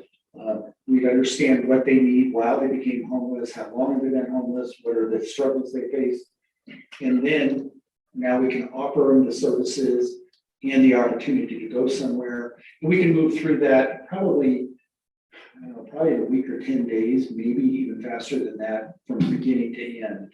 But we're actually trying to work through that. So those people that are homeless because they're veterans and something happened, or they're victims of abuse, they need different services than maybe somebody that has a drug and alcohol addiction that we need to work in. And so making that assessment and then getting the right services in place and then the alternatives they have to get them into those alternatives before we go to the enforcement phase is really what we're envisioning as a methodology. And maybe Manager Hoffman wanted to add to that. No, I was just gonna say, Councilmember Schaaf, that's really having the conversation and doing the due diligence and data collection combined with having a place that we can then take them for that assessment. It's difficult for the officers to then redeploy with any kind of team, whether it's, from that co-responder method. So the co-responder method is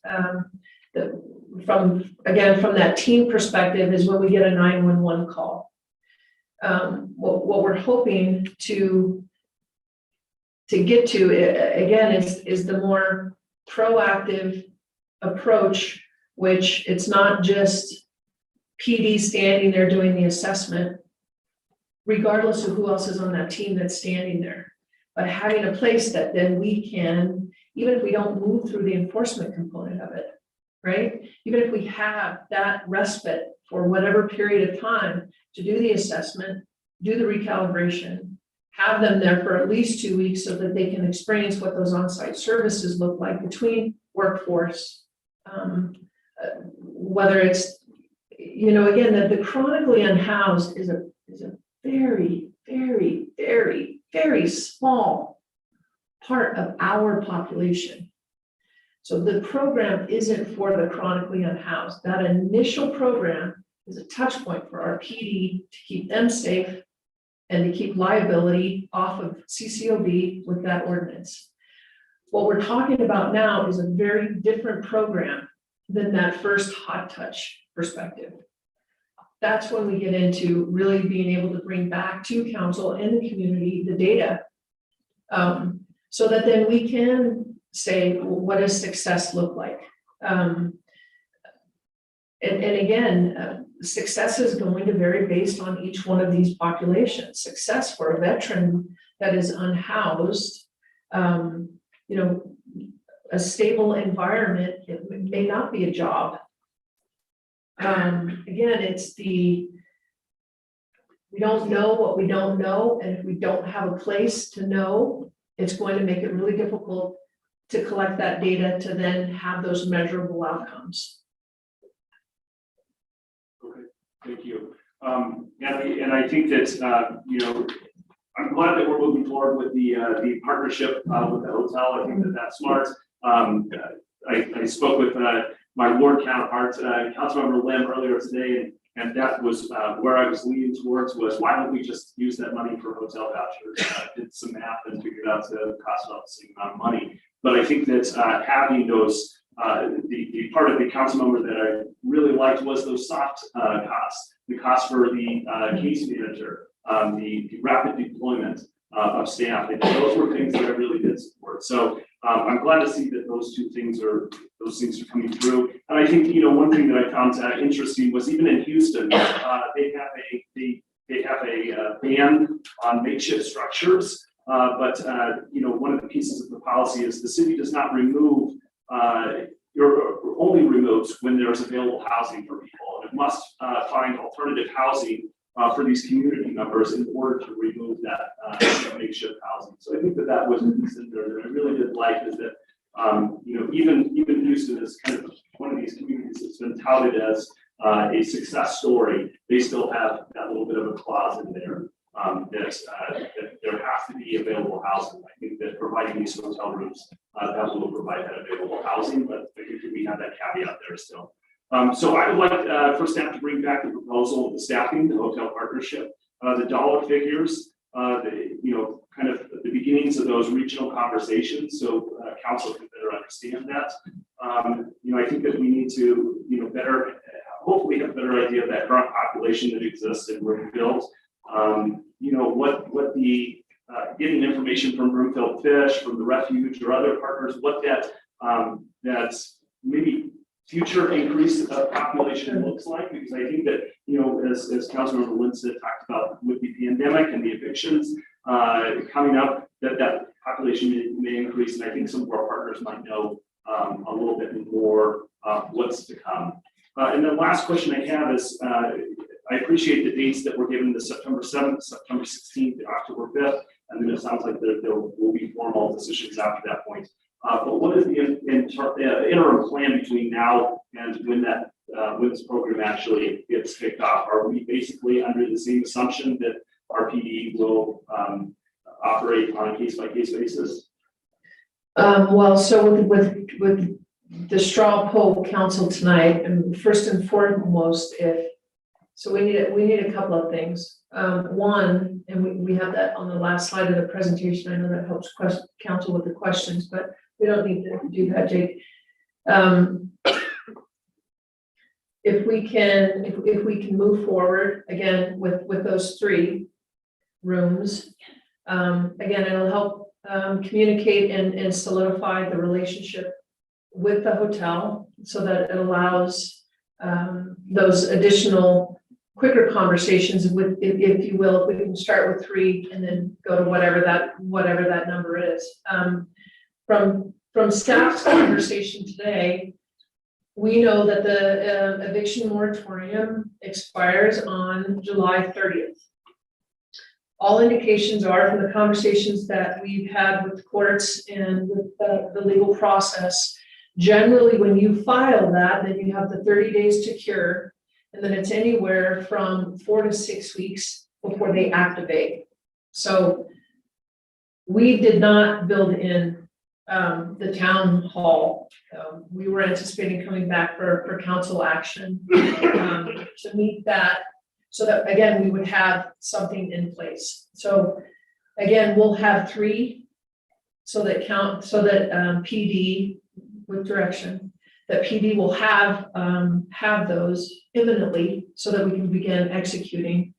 But between the 7th and the 16th, and then coming back on the 5th, until we have council's direction on the 5th, it would probably be a month after that before then we could enter into those specific agreements. So we wouldn't be looking at having something to alleviate the conversation that we're having right now, other than those 3, until the 1st of November.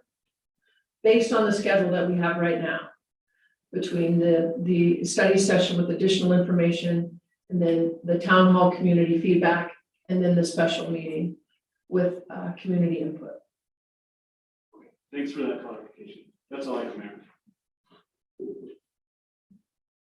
Thank you. Well, we do have a couple more council members to get to, but we're going to go ahead and take our 10-minute break now, and we will reconvene at 8:05. Thank you.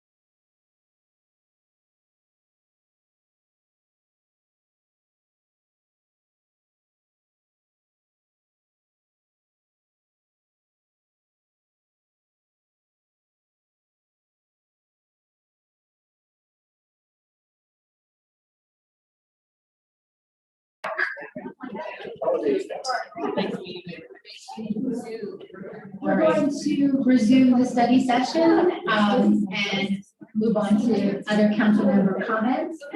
And council member Lim is up next. Thank you. After having read all the emails from residents, I really appreciate this pivot. I think it's definitely in the direction of the general sentiment that was expressed in the resident emails. So I really appreciate that and the information that you provided, very quickly. I already during the break saw that I received a few emails from constituents who had been concerned about the memo, who were listening and who said that they were generally supportive of this direction moving forward. So, and I'm certainly sure that that they'll want to participate in the future. So I'm glad we have in the conversation. So I'm glad we have the dates secured also. That's great. I guess in the next study session, would it be difficult to bring forward some kind of data from studies? I'm sure maybe our partners would have this, where we would bring forward the advantages of working with the unhoused in being able to move their lives forward if they have this stability of that we're talking about in the with the hotel vouchers. Because there is probably understandably some concern in the community about $500,000. So if I don't think we've had that kind of peer reviewed kind of study information previously in our memos. So if we can bring that forward, as far as what leg up does it give people, statistics, that would be, I think it would be helpful to have that in the memo.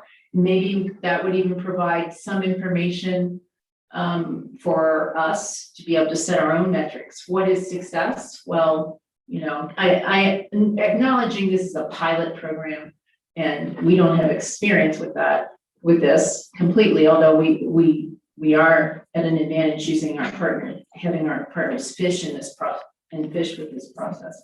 But what's the statistics about how this improves the unhoused population advantage, success, and what can we expect in the future with this? I think we can absolutely do that, and it's more than just anecdotal information. When you wrap a continuum of care, and so everything from juvenile justice to criminal justice to unhoused, when you do have those services, particularly on-site services, coupled with the qualifications to get in, the length of stay. So we're happy to bring the data of other communities that have those wraparound services. It's not unlike when the point of reference that comes to me first is the amount of money that the local government and state in return saves when a juvenile doesn't enter the system. So again, there's tried and true formulas for communities that do it right. And yeah, we can absolutely bring that information from the human services perspective, as well as from the data-driven perspective from the justice arena as well. That would be great. Thank you. Why, I don't know if I missed this, but why 9 months? Is that, is there data to back up the fact that 9 months is what, we feel that would be the extension that our funds would support, what we feel what Fish is willing to commit to, or where's 9 months coming from? All of the above about what I'm about ready to say. So it was kind of the 3-section, three month portions to do the wraparound services, stability, and find the housing. And so the conversation that we've had with Fish and Dana Scott is, and again, it depends on where they are on the spectrum, Councilmember Lynn. So if they are already unhoused, then there's a different length of time in order to find stabilization. But if you can get them on the front end, so if when the eviction moratorium, they're still in their place, but they need fees, fines, again, that bridging that gap in order to keep them in place, they're working, so it's not a workforce center. That's a different criteria. So when we look at all of those populations that may be utilizing that turnover piece, kind of to Councilmember Groom's question, how many people total would this system provide for? It's really in those 3-month increments. So we did not consider at all that somebody would be there for 9 months. Again, from historically, how long it took Fish to get stabilized, the transitional housing. And again, this conversation will look very different a year from now when we have some of our units that are coming on board, right? So really, we're looking at, this is not going to be something, Mayor Pro Tem Jezierski and I were just talking a little bit about, how do we come up with the 15 beds? Are we going to be coming back to the community to say we need more than 15 beds? We don't think so. Again, if we can pilot this program on the front end, by the time that our housing units are coming on board, we'll know what works, we'll know what doesn't work, we'll know what to target, and we'll know what the efficacy is for those wraparound services. So is it going to be 100%? Absolutely not.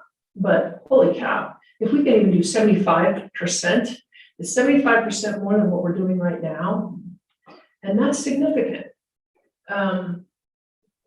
Again, really to make that penetration, but to have it be a sustainable portion. So our take on it, Councilmember Lim, would in fact probably be different if we didn't have those affordable units coming on board that council has approved over the last 18 months. That's really significant. So again, long story long, it's a multi-pronged approach, but one that we wouldn't see a person or family utilizing those vouchers for longer than a 3-month period of time. Okay, thank you. That explains the time frame and the duration that's expected. That's helpful. Thank you.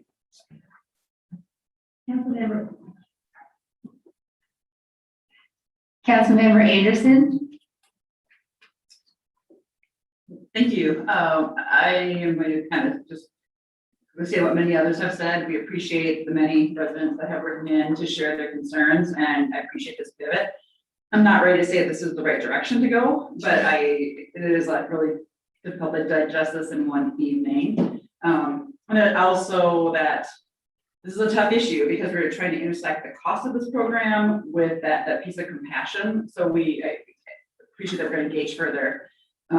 It was brought to my attention here that we start seeing snow in September. So we have, we need to keep that in mind as we're extending this time frame, and we want to do it right. So I appreciate that, but at the same time, we need to remember that there is some bad weather coming sooner than that.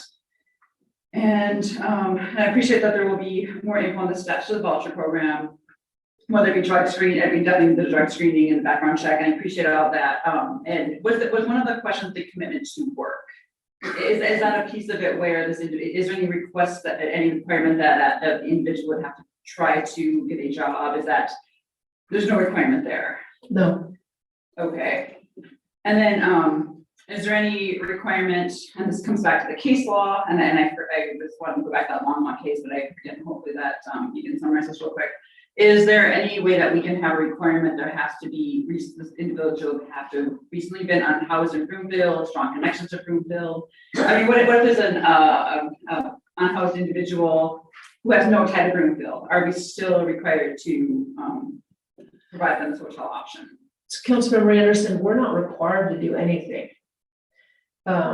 So again, from a legal requirement, The only piece of the ordinance that we are legally required to do is to be able to provide the option of placement if in fact the PD executes on the, you need to move. We've talked to you several times, now you need to.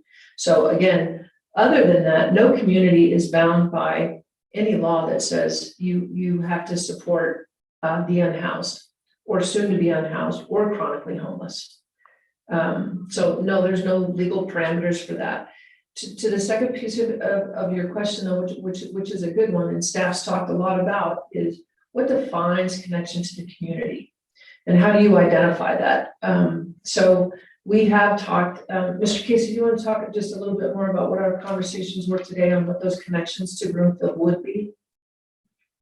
Yeah, thanks for the question, Councilmember Anderson. I think that there's a lot of ways we can slice this, right? In that strong connection to the community, is that someone that has recently lived in Broomfield, had a residence, whether that be a home ownership or an apartment? Do they work in the community? Do they have a child going to school in the community? Do they have family members that are in the community? And we can really parse that out and figure out exactly what kind of criteria. Right now, we use that connection to Broomfield for the Code Blue as one of the criteria for Code Blue. And so that's pretty generic. I mean, the connection to how do we fill that, how do we figure that out, right? So I would like to be a little more prescriptive in kind of the way you're leading is that school connection, the work connection, the family connection, the recently lived in Broomfield connection. And I think those are some of the starting points where we can really say, yes, this is a Broomfield person that we're going to put these services into. Going into Manager Hoffman's comments earlier, we've thought this through quite a bit, and again, the long-term stay and the short-term stay, right? If we have someone that's in our community and it's 12 degrees outside and they're in a tent or they're outside, I think the compassion outweighs that connection for the day or two that we can take care of that. But these long-term or recently long-term programs where we can get people housed again or back on the path for housing, it would be that Broomfield connection. Okay, thank you. That is very helpful to consider the long-term versus the short-term stays and whether that connection. Thank you.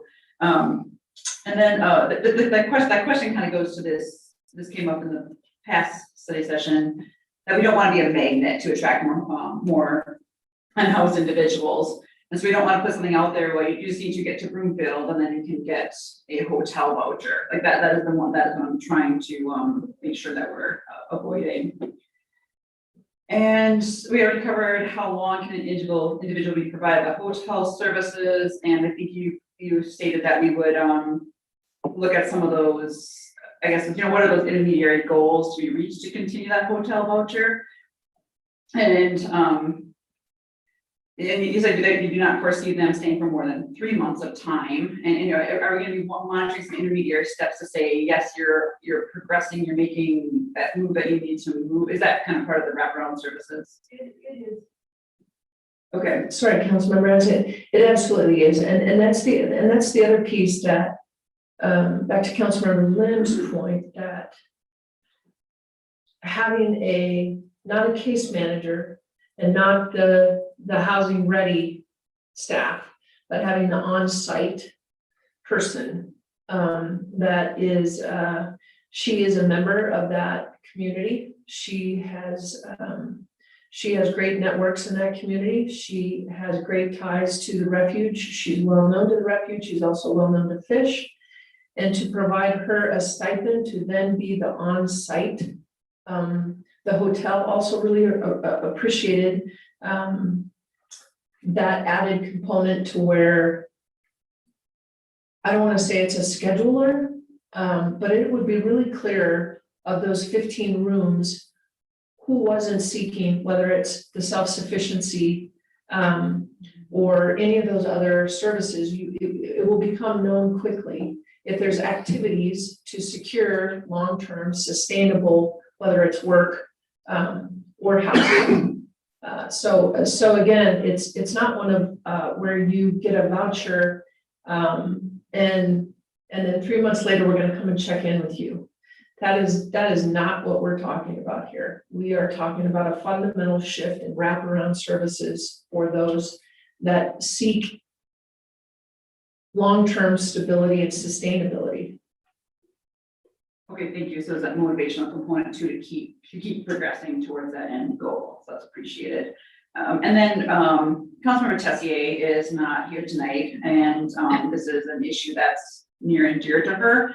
And so I just want to make this comment because she so often says it is cheaper to keep people in, or less costly to keep people in housing than it is to rehouse individuals. And so as we're looking at this program, and there may be reasons that preclude us from doing this, but as we're talking about the individuals facing evictions and the time coming up, quickly, and the 4 to 6 weeks, we could be seeing many more individuals that need this housing. Why would we not put resources towards helping them, make those back payments or whatever they need to do so that they can stay in that house, assuming that the rent is at a reasonable place, they're in the right place.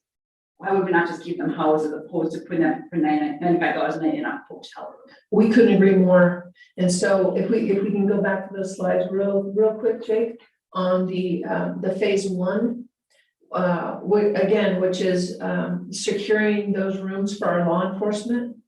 And then if you look at that second bullet, immediately expanding and we have $75,000 in there already that was remaining from COVID. And that was the program that's in Human Services now, run with Sharon Farrell, who partners already with Fish for those individuals that need mortgage or rental assistance. During COVID, we expanded the scope a little bit to be able to say, if your car breaks down and you have to, in order to be to work to keep your job, we would help you with those car payments. Again, not the majority of time, but anytime that it was rental or mortgage assistance, we directly pay the landlord for the service. Again, we were very thorough with, bless you, checking out where the funds go.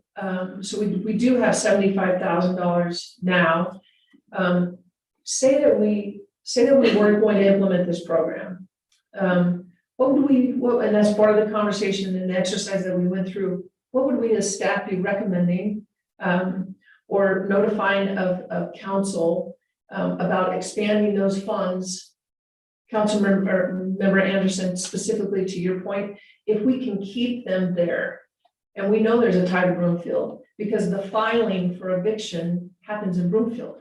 So we automatically know that those components about the outreach and engagement to be able to say soon to be evicted, that's that direct tie back, right? So that's the bullet too that we can shore up until we fundamentally decide what direction we're going to go. But again, from the internal spending, we've never spent that down to zero, that fund. So we think that existing 75 will shore up significantly, at least the 9 that we have on track right now to be executed on when the eviction moratorium ends.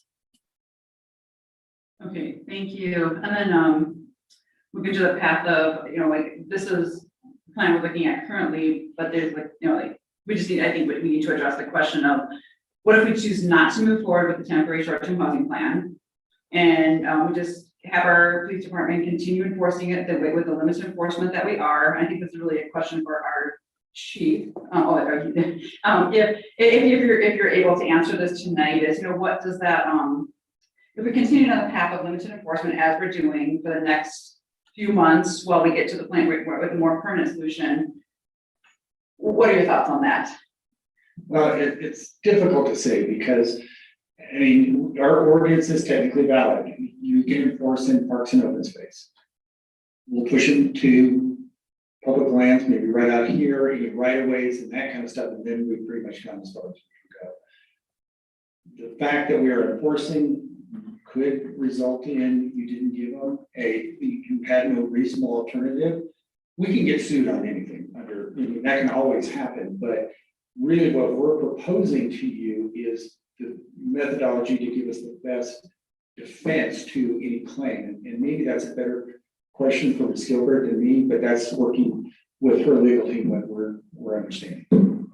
Okay, and with one thought, limited enforcement is just to not, but anytime we try to enforce anything, we're leaving ourselves in that situation of potentially being sued, that's correct, right? Well, we can be sued for any arrest or any enforcement action we take, but this is a unique circumstance where you have a population that has, they're at risk, right? They have factors that led to the homelessness, and that then gets more problematic because everybody has a right to live.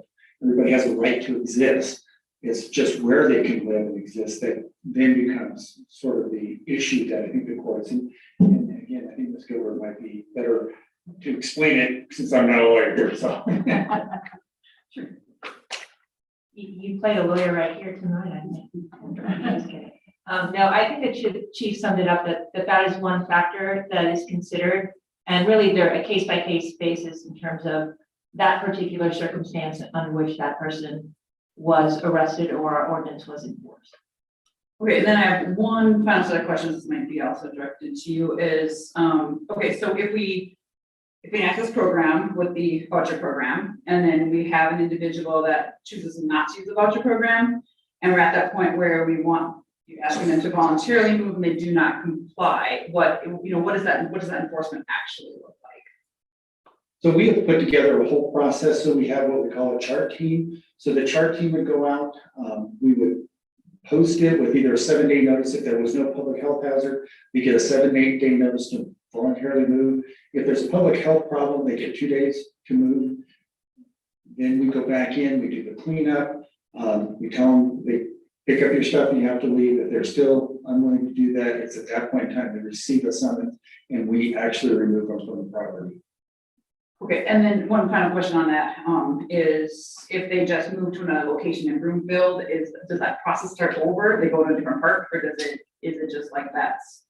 There'll be a little bit of that, but I think we can probably work through that pretty quickly. We usually know who this very small group is, and we have, quite honestly, usually pretty good relationships with them. So we keep tabs on them pretty closely.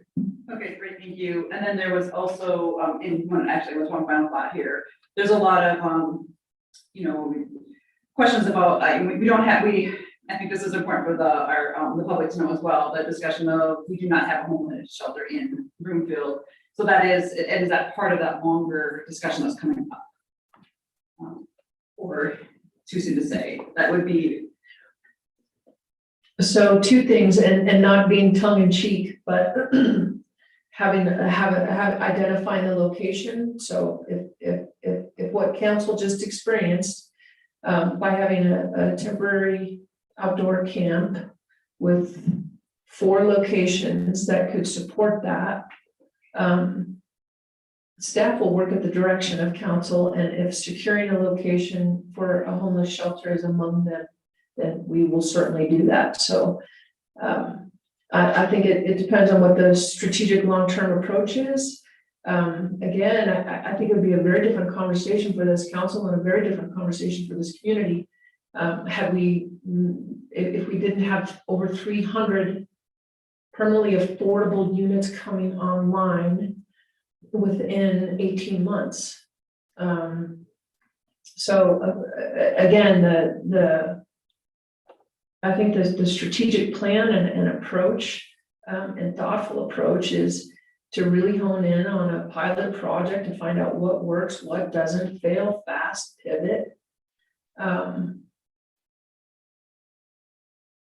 And have affordable housing that is supported by systems and structures. All right, thank you, and I'm done. Thank you. Any other council members for their first round? And we will go round 2 with Councilmember Broome first. Thank you. I just want to make this super quick. That I did have one question in regards to the county responsibility.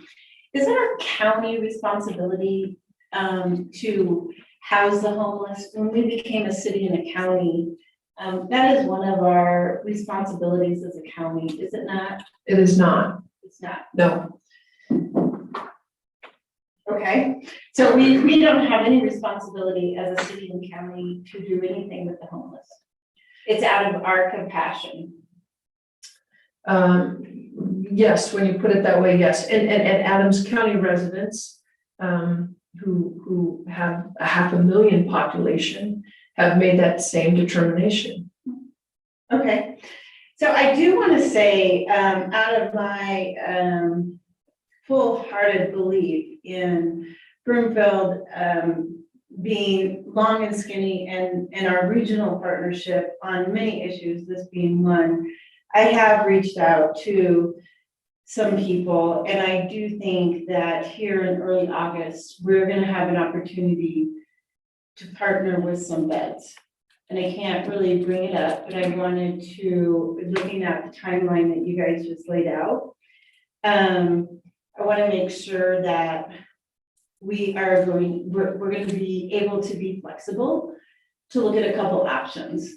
And when that comes up, it might bring that timeline in a little closer, because we might need to make some financial decisions.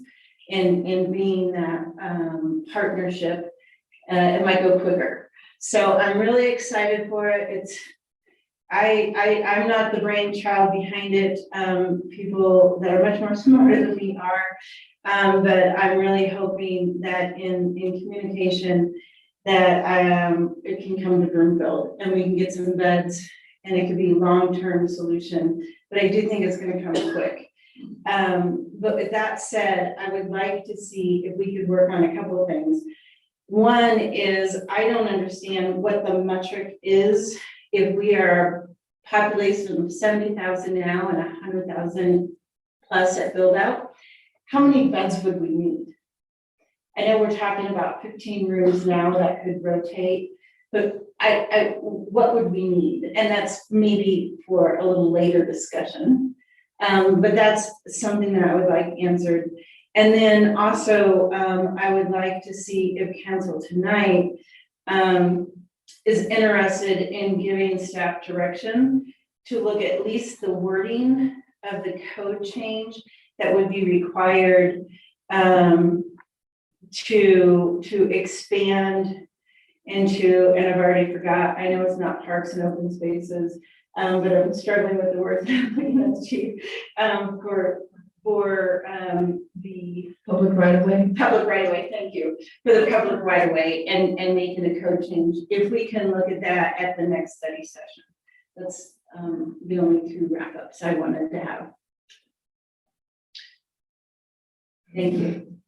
Yes, and yes. Again, we can, it's really, it's, so whether the beds, Councilmember Groom, are coming through your contact, or the voucher program, what that transition period looks like, it's really council's direction on expending those funds.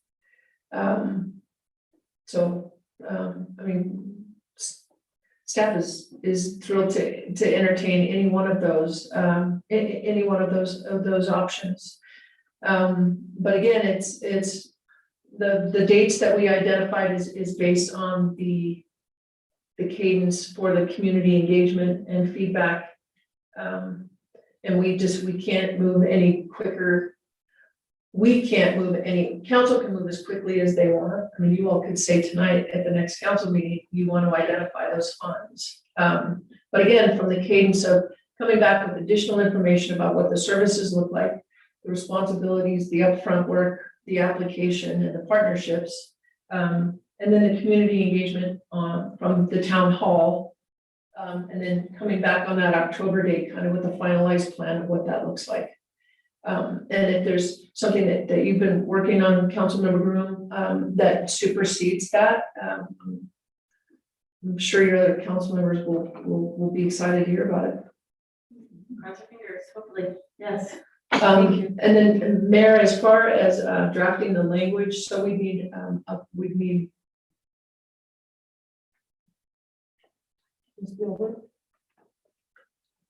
That's right. I haven't even said it yet, so you're in good shape. Drafting language for the right of way included in that ordinance. Yeah, we can. And then we had, then first reading, second reading, so we would just schedule that. So by the time the first reading and second reading, Councilmember Room, we'd probably be looking at a very similar time frame to what we've laid out. Maybe having that be solidified and adding that there to the calendar for either a second reading on October 5th or the next. Do we need to do this at a public hearing and make sure that all council is on Yes. board? Yes. That's what I thought. So maybe it's like section 18A probably is probably the best approach. And We do it as part of the September, or is that time too tight? September study session? Well, for a section 18A, yep, it would have to be August. And for the community members sitting out here, your council endures upcoming 5 to 6 hour council meetings is what the schedule looks like. You don't endure them, you enjoy. Councilmember Law. So just for clarity, is this okay as official notice for section 18A to get on the agenda for the next council, or do I need to send an email? then it's up to council. If they want to accept that as for section 18. I need to check the rules. Yeah, I don't know. I don't know if it has to be at a. Easy enough for me to just send an email real quick. It's true. I can do that. Okay, thank you. Shoot it over, then it's official. Okay. Then we have our council member Henkel, he's still there? Yes, ma'am. Can you hear me? Yes, you have the floor. Thank you, Mayor. Thank you for this conversation tonight. I'm going to try to be quick as well. I'm hearing, we need to follow the data, which is really good. And I think we do need the stakeholder input as far as, preventing homelessness. Like I said, on the first agenda item, and just making sure that we are talking to our tripartite board members, and what we can do to help support making sure that we are, preventing homelessness.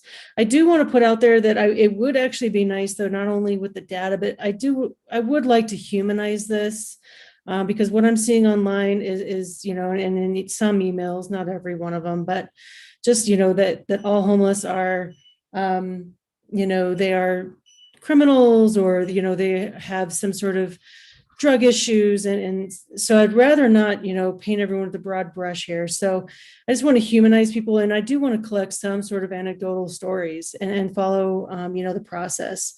One question that we just got via email with Fish, they seem a little bit nervous about, have everything kind of put in their plate. So I'd love to hear some sort of conversations about how we're talking with Fish. It's almost like I feel like we need to transfer not only our, information about COVID, but we've been really on top of our COVID information. This will likely also be, top of our list for communication. So I would like to see, do we have any idea or thoughts on staff on how we're going to update even our boards and commissions? I know when we meet on Fridays, once a month with our metro area county commissioners and those boards, I would really like to be able to not only vertically communicate, but also horizontally with the region.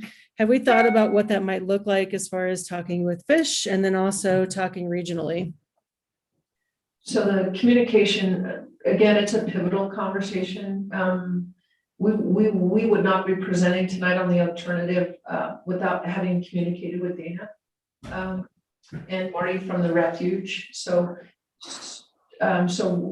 before we start communicating with the region and vertically, I think we really do need these next 3 meetings to solidify what it is, what it isn't, how it's going to work, what it's going to cost, when do we activate it, how long do we do it, all of those really fundamental specifics. And then when council and the community has a chance to weigh in and we package it, then feeling confident about relating vertically with the region, what our pilot project looks like. Okay, great. I do think we need to be just consistently on top of it and just communicating out quite a bit more than what we have in the past with how we are, working with our unhoused just because of COVID. And I think it's at the top of everyone's mind. I would like to see too, if we are going to have some sort of, I guess people call it a town hall or whatnot, I would like to look at this through an equity piece as well, because we had a lot of people show up tonight, which is great. And I want to encourage that. We also have a lot of people who are unhoused and who couldn't show up, or they work constantly and the only feedback they might be able to do is online. And so I feel like in the beginning, it would be nice to hear some solutions versus it being, I would want this communication and this sort of engagement with the community be about solutions and centered around solutions and not centered around, grandstanding or whatnot. I don't want it to be a forward motion. So is there any way, and have we thought about, if we were to gather input, could we do that earlier as far as solutions? Because we had a lot of great ideas too from the community. And in fact, I'm looking online too, people are coming out with, hey, why don't we use this area, this supermarket area that's not being used right now? Can we use that for congregate care? What does that look like? And so I would love to sort of collect that information earlier and then, be able to talk about, the pros and cons. And then just, make sure that we look at it as through a place where we are centered around ideas and we're centering around moving forward, not only with this program, but with future programs.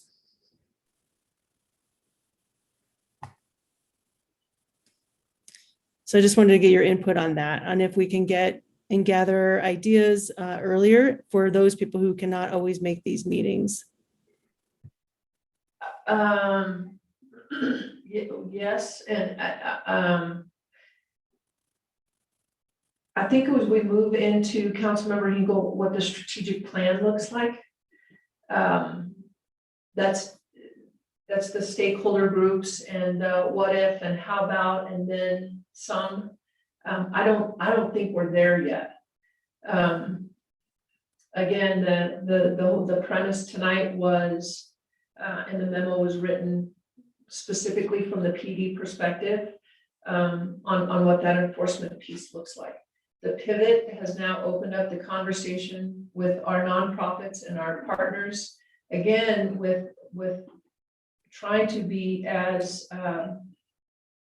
swift as possible, knowing what those milestones are coming from the eviction component, and the conversations that we will have from a community perspective and a stakeholder perspective as we move through this process can then be opened as much or as little as the community wants to engage or council wants to have it built into that schedule.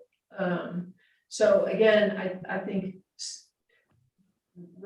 we need to remain just a little bit focused on what we need to deliver for these timeframes in order to have a feasible outcome by November 1st. That's not to preclude any conversation or additional steps, but then at least if we can activate what the pilot program looks like, we can start, we know what the costs are, we can stay focused on what the outcome is. Certainly doesn't mean that the conversation needs to stop from any of the unhoused or any of those in the community that then want to say, how about this, or what about this, or this is a good utilization of space.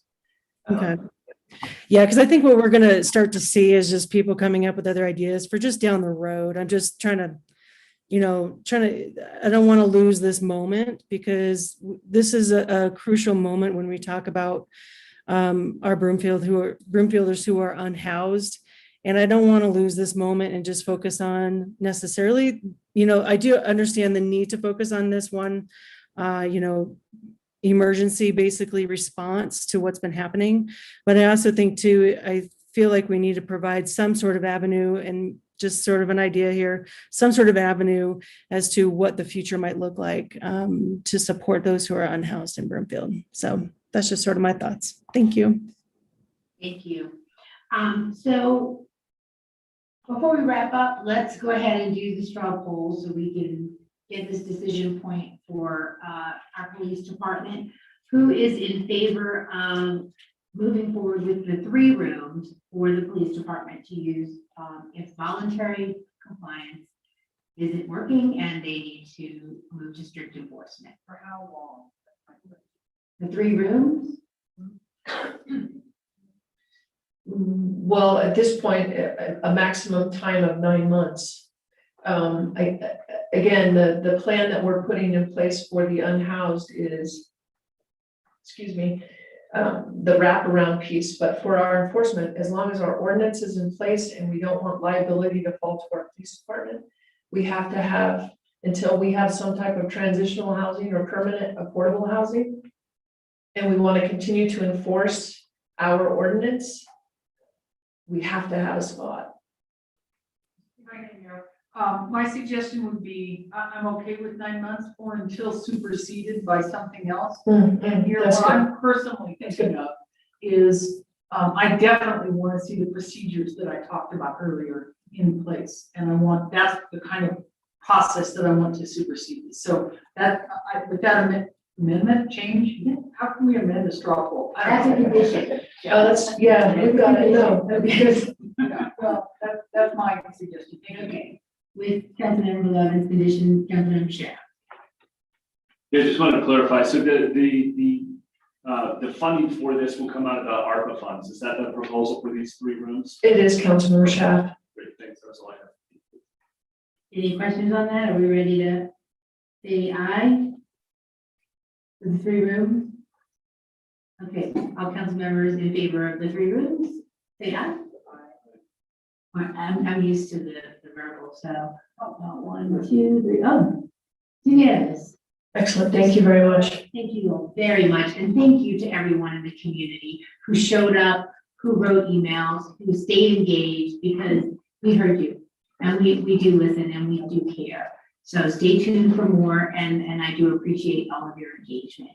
And I thank our staff for all of their quick-footed maneuvering on this issue and for bringing forth something that is much more palatable to the community and the concerned residents. Sorry to interrupt. If I may, just clarify for the record that the vote that you just had was to give direction. It wasn't an actual vote on. Oh, no, we're not in a public hearing. That was a directional straw poll. Thank you.